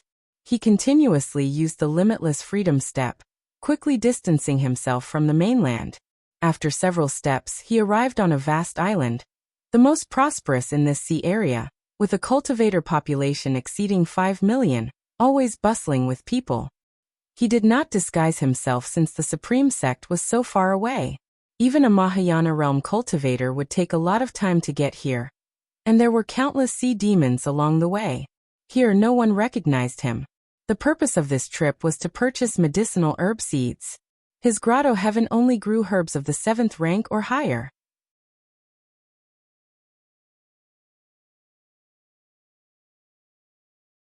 Chapter 209 Menglang, Loose Immortal Realm Level 6. Before coming, Guan had already observed with his divine sense that the strongest on the island was slightly stronger than a Divine Soul True Lord, but not by much. If there was a heaven and earth flying immortal, he would not have dared to come. If there was a heaven and earth flying immortal, then there could be an even higher realm. If the strongest on the surface was only a wandering immortal, there should not be a more terrifying existence hidden in the shadows. Even if there was, as long as Guan did not cause trouble, nothing should happen.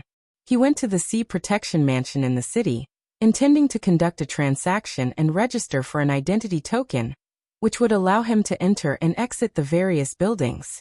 This was information he had gathered with his divine sense earlier. The Sea Protection Mansion was very large, with many cultivators coming and going, covering an area of 100 miles. As soon as Guan entered, a servant greeted him. "Senior, may I ask what you are here for?" "To register for an identity token." "Alright, let me take you there. This way, please." The servant's demeanor was very respectful and enthusiastic. Guan followed him. There were many servants like him. Although their attire was not luxurious, it was clean and respectful. From the color of their clothes, their status in the Sea Protection Mansion could be judged. The clothes of this servant were the most common.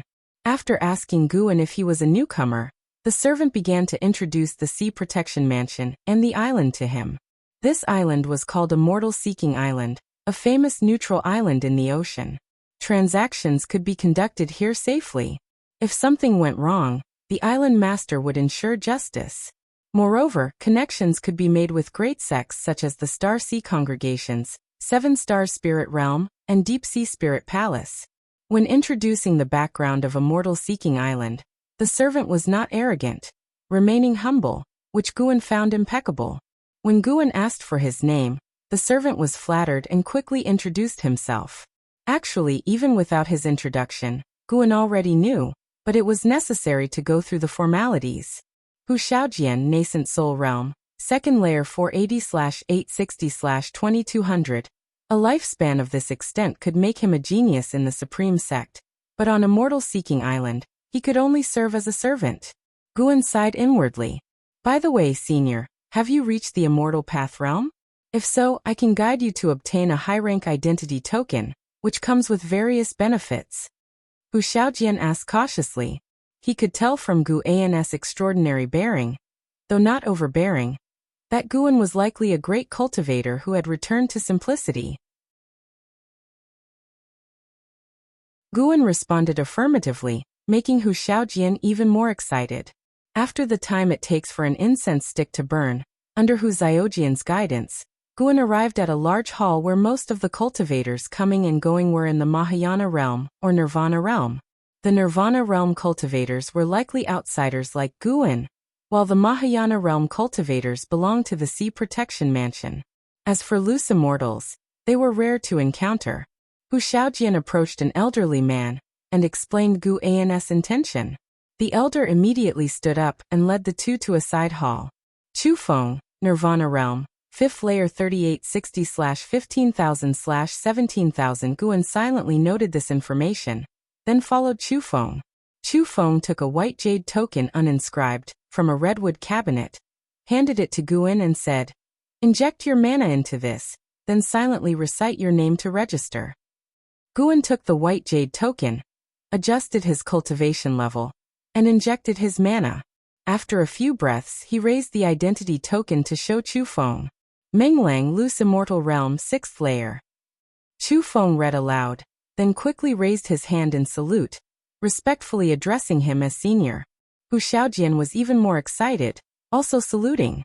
Guan put away the identity token and casually asked, "I heard there are many benefits to a high-rank identity token?" Chu Feng nodded and respectfully introduced the benefits of a high-rank identity token. Tax transaction discounts, permanent cave residence, allocation of 5 servants, and more. Guan was very pleased with what he heard and ultimately decided to have Hu Xiaojian lead the way, making Hu Xiaojian feel flattered while Chu Feng smiled and encouraged Hu Xiaojian. Thus, Guan began his procurement journey on Immortal Seeking Island. First, he had to exchange for spirit stones.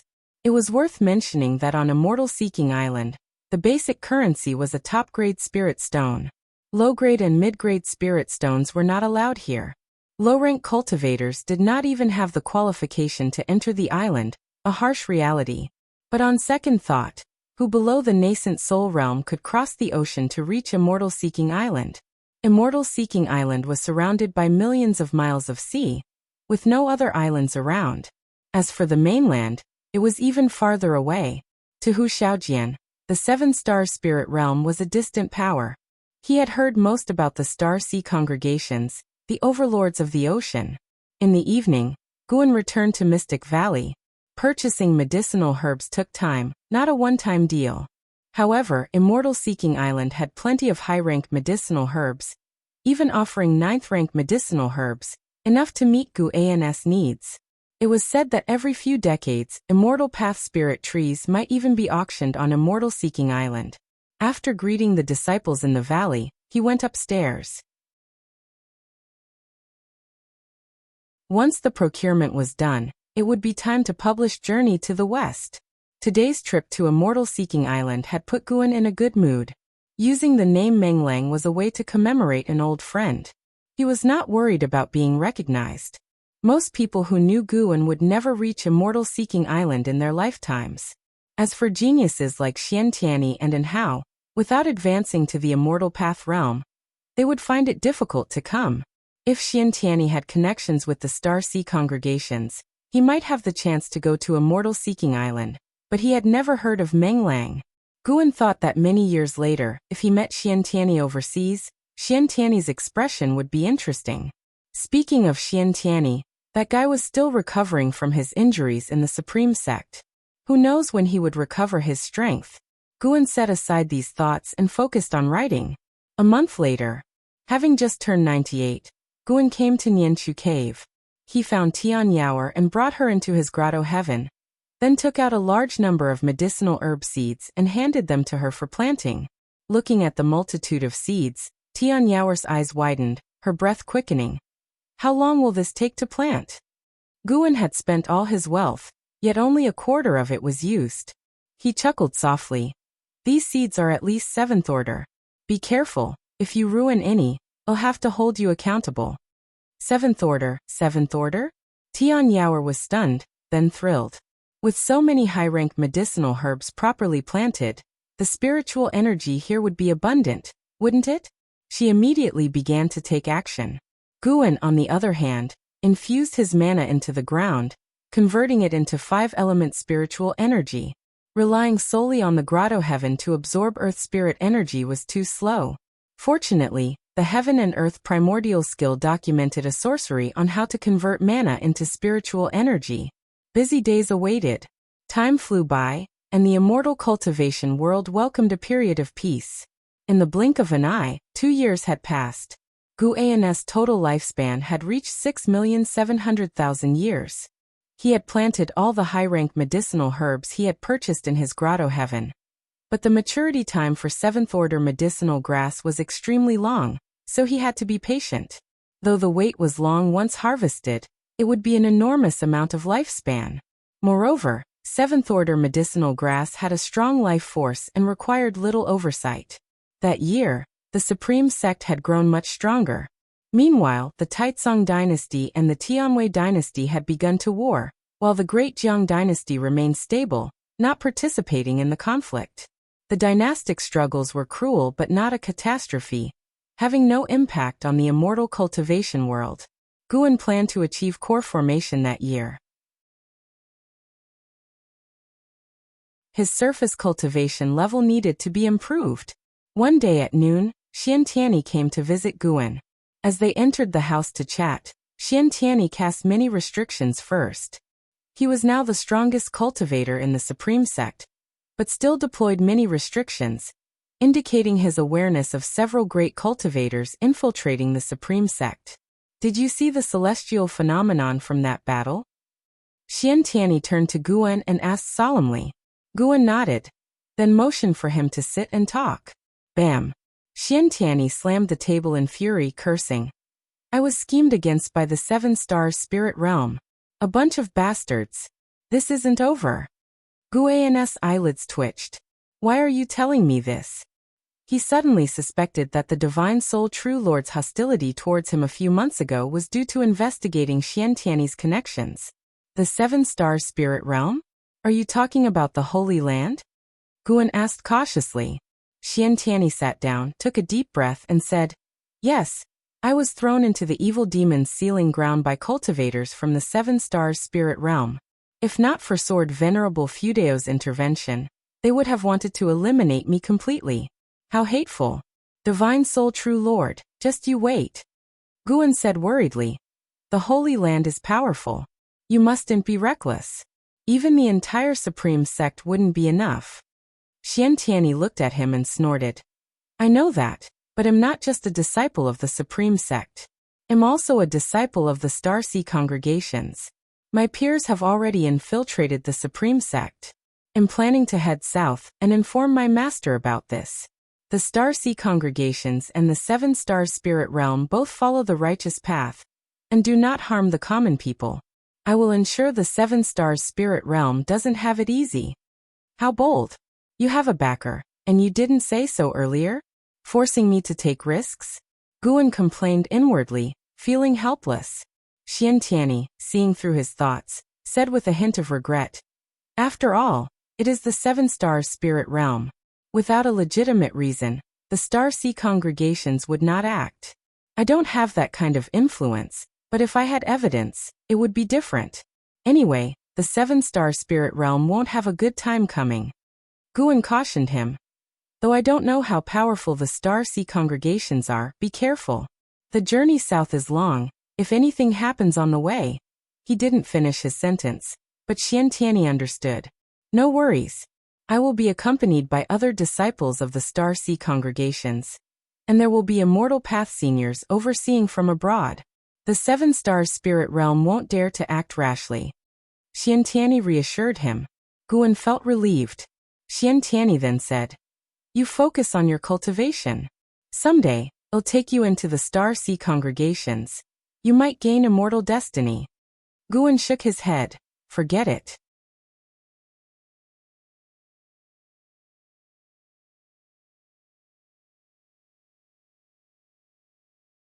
Chapter 210. Journey to the West emerges. Shocking the world, Guan chatted with Xiantiani for a full 2 ancient hours. Before leaving, Guan even gave him half a set of Journey to the West. So many years had passed, he had already written Journey to the West, but he wanted to release it later and kept refining his calligraphy, so he had rewritten Journey to the West many times. The reason for giving Xiantiani only half was because he was afraid Xiantiani might leak it. Always leave some suspense. After Xiantiani left, Guan followed downstairs and rode the Blood Prison Great Saint to the Mystic Valley. Yilan was waiting for him in the pavilion. He dismounted from the Blood Prison Great Saint's back and leisurely went upstairs. When the two met, they exchanged pleasantries. Over the past year, Yilan had been very busy and could only come to see him during the spring festival. Senior brother, you are turning 100 this year. How about a celebration? Yilan asked with a smile. Guan shook his head and said, Why would a cultivator celebrate a big birthday? No need, I don't like trouble. Yilan nodded and didn't press further. She just mentioned it casually. After all, 100 years was an important milestone. They started chatting. Yilan didn't have any special reason to see Guan. She just missed him. They talked about everything, from the supreme sect to the immortal cultivation world, and even about the common folk. Most of the time, Yilan did the talking, and Guan chimed in. A long time passed. Guan was concerned about her primordial reincarnation skill. Yilan said that she practiced it daily, although her cultivation level hadn't increased. She could feel the accumulation of the primordial reincarnation skill. Guan took out a large number of prepared supreme-grade elixirs for her, telling her to take them promptly. In 20 years, she would need to unseal the primordial reincarnation skill. By then, it was unknown how much her maximum lifespan would increase. Faced with Guan's gifts and arrangements, Yilan did not refuse and instead showed a happy smile. Seeing her smile, Guan couldn't help but shiver. Junior sister, don't misunderstand. I will always be your senior brother, Guan said seriously. Yilan nodded with a smile. She stood up, walked to Guan's side, and placed her hands on his shoulders. It had always been him who patted others' shoulders. Only his junior sister could pat his. Ah well, she was his junior sister after all. Sit down, no hands on. Oh, senior brother, I won't do anything inappropriate, just like last time. You dare mention last time? What's wrong with a little touch? I promise I won't go further. Don't speak such bold words, sit down. I have something to tell you. Say it, I'll just stand by your side.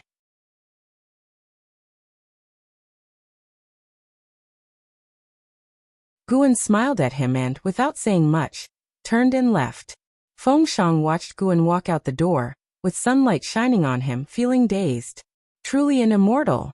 Guan found the Blood Prison Great Saint, and rode it away from the book collection hall.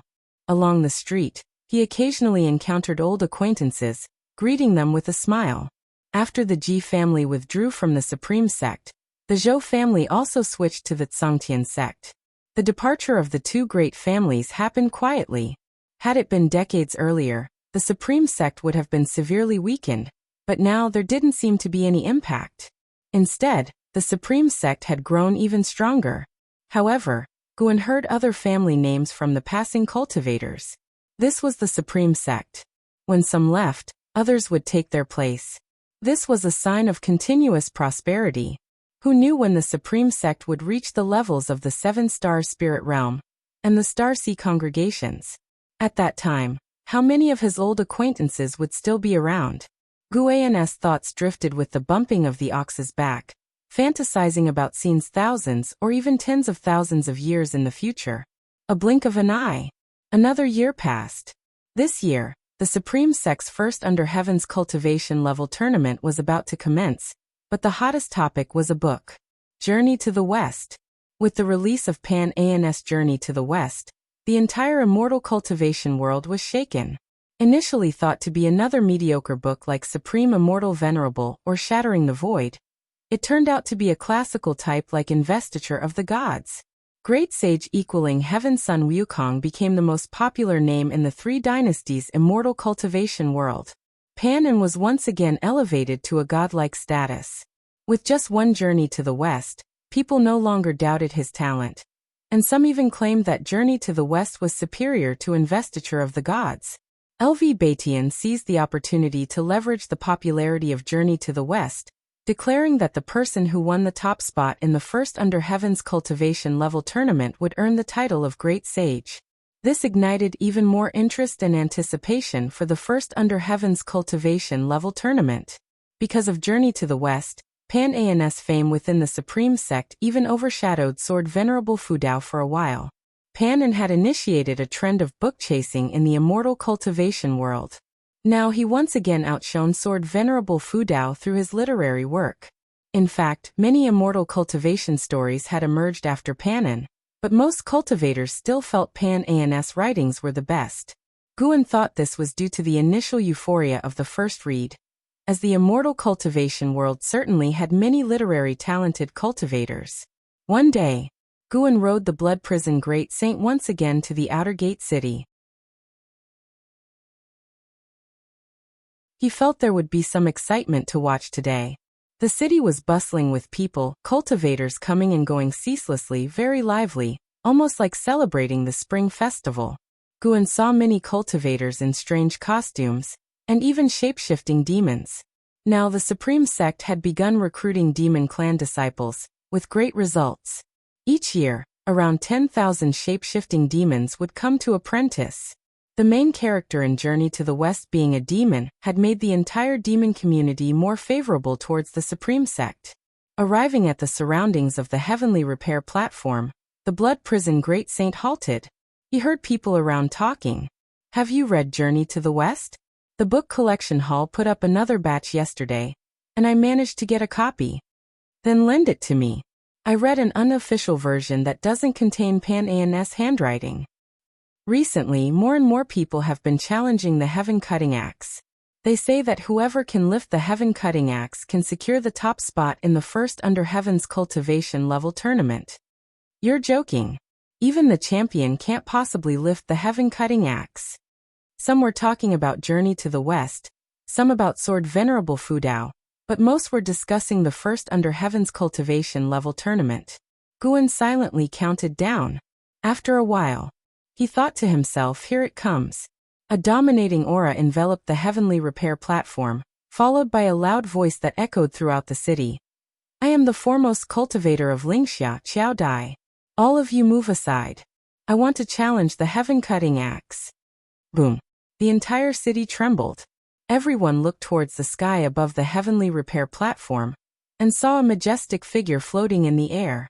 It was a man in a yellow robe, wearing a golden crown and a python belt, with an aura like a swirling dragon around him. Guan cast a lifespan detection spell on him. Qiao Dai, Mahayana Realm 9th Layer 898/8900/8900, an extreme lifespan of 8,900 years. Among Nirvana dead, he was second only to An Hao and the Blood Prison Great Saint, even surpassing Xian Tianyi. Guan could feel that this person contained chi blood beyond the Mahayana realm. Of course, it was only beyond. Reaching the Nirvana realm was impossible.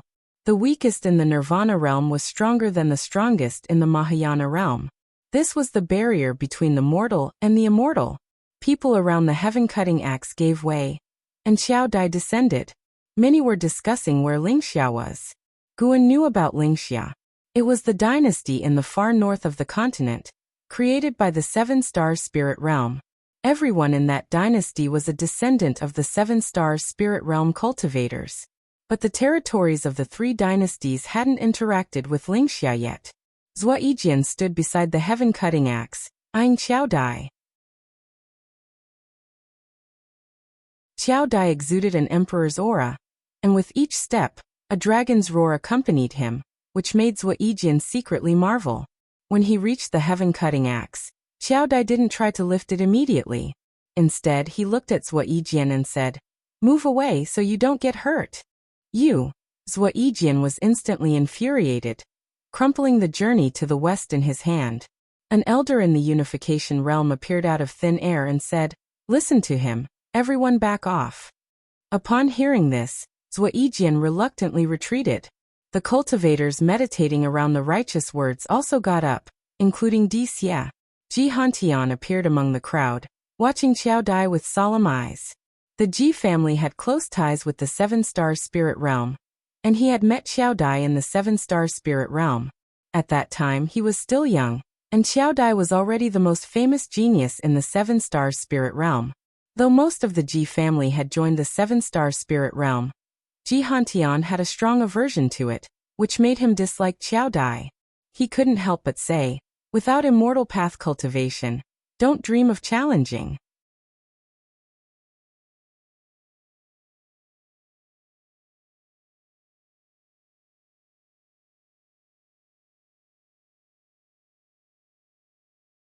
Every time he felt his swordsmanship had improved significantly, he would spar with Guan.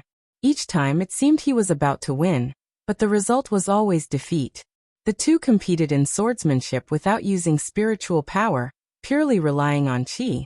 Of course, if he couldn't defeat Guan before his qi was depleted, it meant his swordsmanship wasn't superior to Guan's. Guan smiled. "Just a little more, you are much stronger than before." Chu Jingfeng wiped the sweat off his forehead and stared at Guan, asking, "Do you mean you are also improving, or have you been holding back?" He increasingly felt that Guan was unfathomable. Initially, he was merely grateful to Guan, but now he felt Guan was either a peerless genius or a high-level cultivator hiding his cultivation. He thought back to the years when the demon of greed caused chaos. The demon of greed had perished in Guan's house, but to this day, no one discovered who had saved Guan. Could it be Guan himself?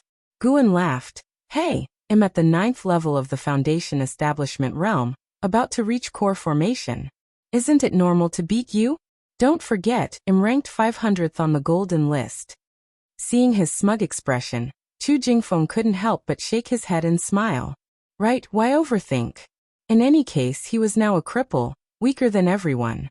After chatting for a while longer, Guan gripped his heavenly resident's sword and descended the mountain, while Chu Jingfeng sat meditating on the cliff, reflecting on his earlier sword-fighting experiences. The next morning, the first Heavenly Strength Tournament officially began. It was said that over 50,000 cultivators and demons had signed up, covering all realms. There were even mysterious Mahayana cultivators participating. Guan did not participate. Instead, he headed to Tianya Valley to harvest medicinal herbs. This year, he aimed to reach a lifespan of 7 million years. After surpassing the 10 million year mark, he could look forward to a billion-year lifespan. A billion years would bring new abilities. The next time could be 10 billion, or even 100 billion years for new functions. The thought was exciting to Guan. If a billion years passed in the real world, how high would his cultivation level be? The sky was clear, and the ocean was boundless.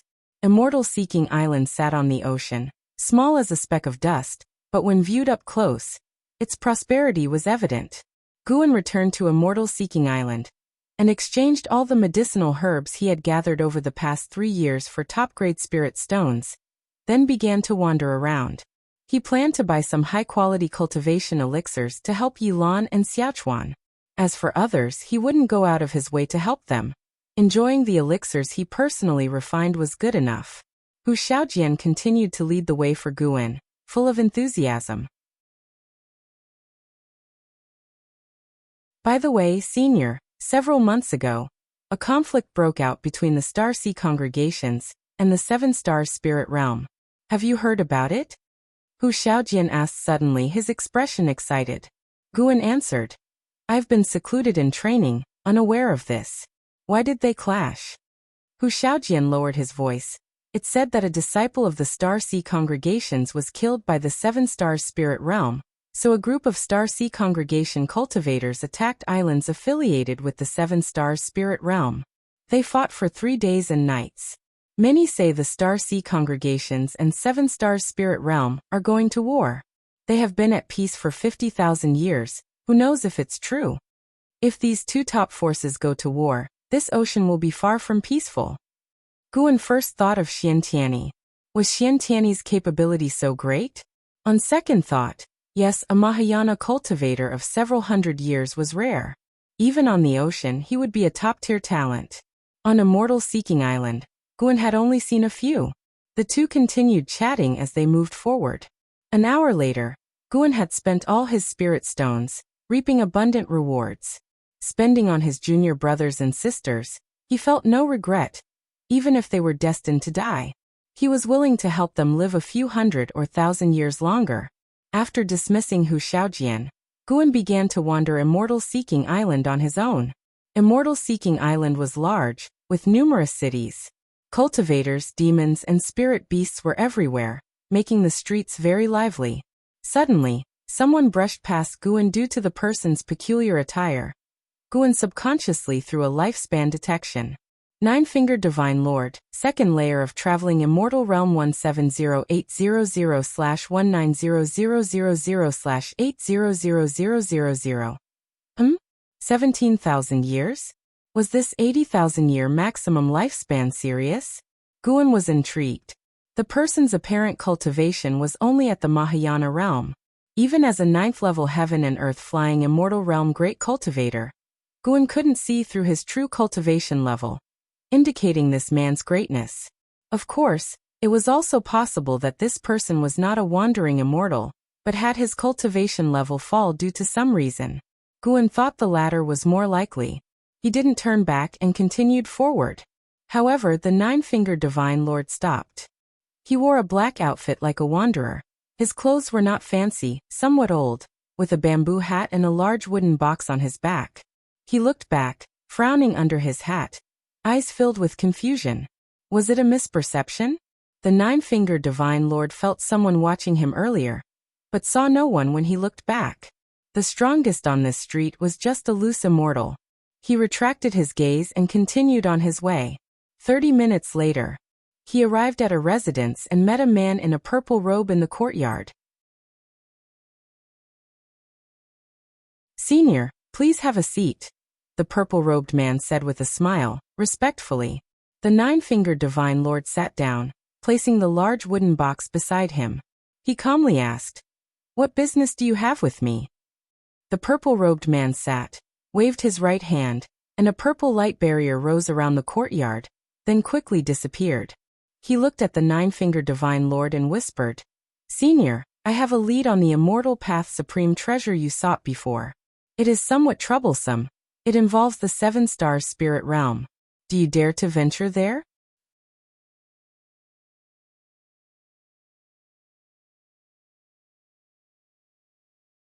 Chapter 212 Strange Aura. After brushing past the Nine-Fingered Divine Lord, Guan quickly left Immortal Seeking Island. Although the Nine-Fingered Divine Lord couldn't threaten him at the moment, his age of 170,000 years made Guan reluctant to associate with him. Guan had no need to make connections with great powers. He just wanted to avoid trouble.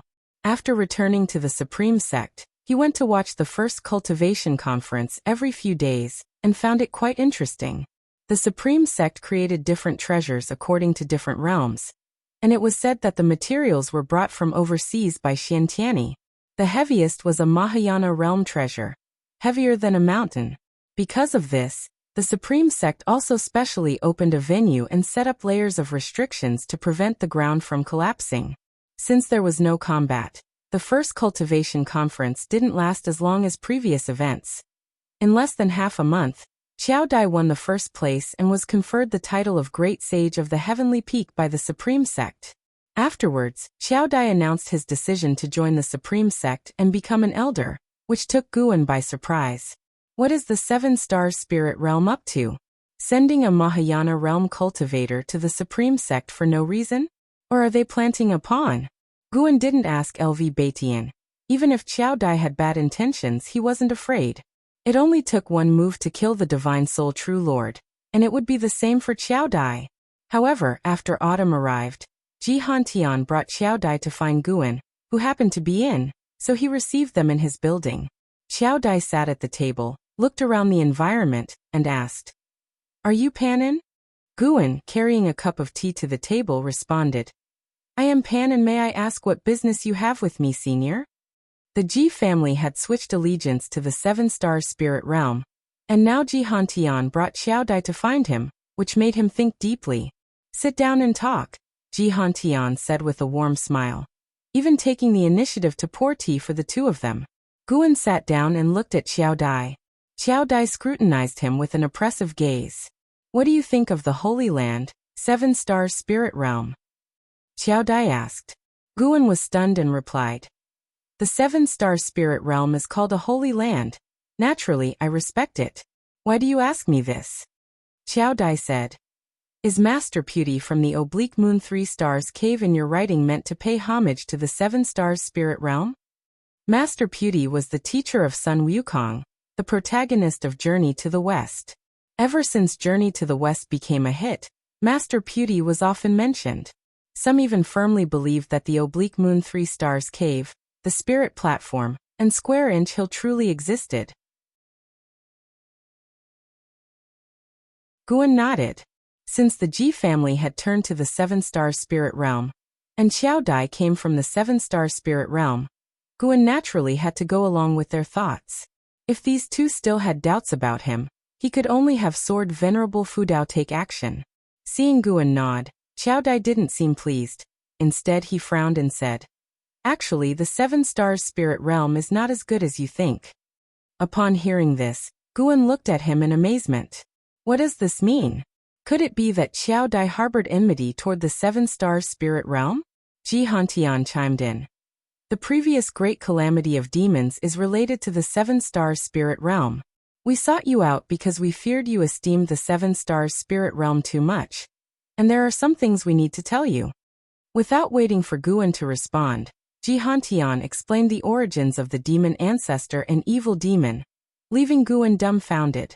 Guan actually knew this long ago, but had to act surprised while contemplating their intentions. After Ji Hantian finished, Qiao Dai said, "The actions of the seven-star spirit realm disgust me deeply. Ever since I embarked on the immortal cultivation path, I wanted to be an immortal who saves the world. That was also why I chose to join the seven-star spirit realm. But a friend of mine exposed the crimes of the seven-star spirit realm. He came from the Lin family, whose ancestor was slain by Sword Venerable Fudao after attacking the Supreme Sect. Later, during the siege of the evil demon, the Lin family suffered heavy losses. Taking advantage of this, their adversaries within the seven-star spirit realm sought to exterminate them. Before fleeing, my friend left me a letter exposing the general misdeeds committed by the high-ups of the Six Stars Cave against the Lin family. It took me years to fully accept these facts." Guan felt a sigh of lament at hearing that the Lin family had been abandoned by the seven-star spirit realm. Of course, the Lin family's annihilation was not undeserved, just infighting among dogs. Guan furrowed his brow and said, "I am merely a minor cultivator in the Foundation establishment realm. Why are you telling me this? I cannot help you. Don't think of using Pan An's name to expose the Holy Land. I cannot afford to provoke them." Ji Hantian smiled. "Rest assured, we are not that reckless.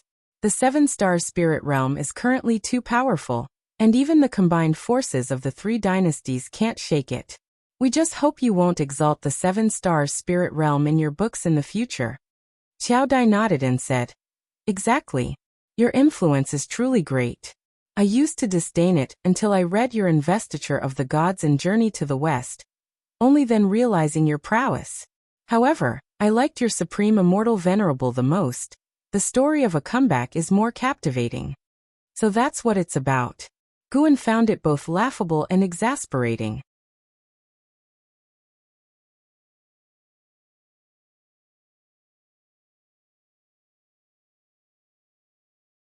Reading Journey to the West, no less. Guan walked past and curiously asked, "Brother, why don't you read inside? There are seats in there." Foundation Establishment Realm, just average. Even his appearance was average. But Guan felt something off about his aura, so he used lifespan detection. Yuanying, Foundation Establishment Realm, 8th floor 124/400/5000 Maximum lifespan of 5,000 years? Why is the cultivation level so low? And the name is a woman's? Doesn't seem like she's disguised as a man. Yuanying looked up at Guan and replied, "It's too noisy inside. It's more peaceful here, and I can feel the nature." Then she suddenly scrutinized Guan, hesitated, and asked, "Are you Guan?" "You're tuning in to the Limei's Wuxia Whispers YouTube channel. We're so grateful for your support, and don't forget to subscribe to join us on this incredible journey through captivating stories. Your generosity through donations truly makes a world of difference, as it's the primary source of revenue that allows me to expand and enhance this channel for you. Thank you from the bottom of my heart for being a part of this adventure."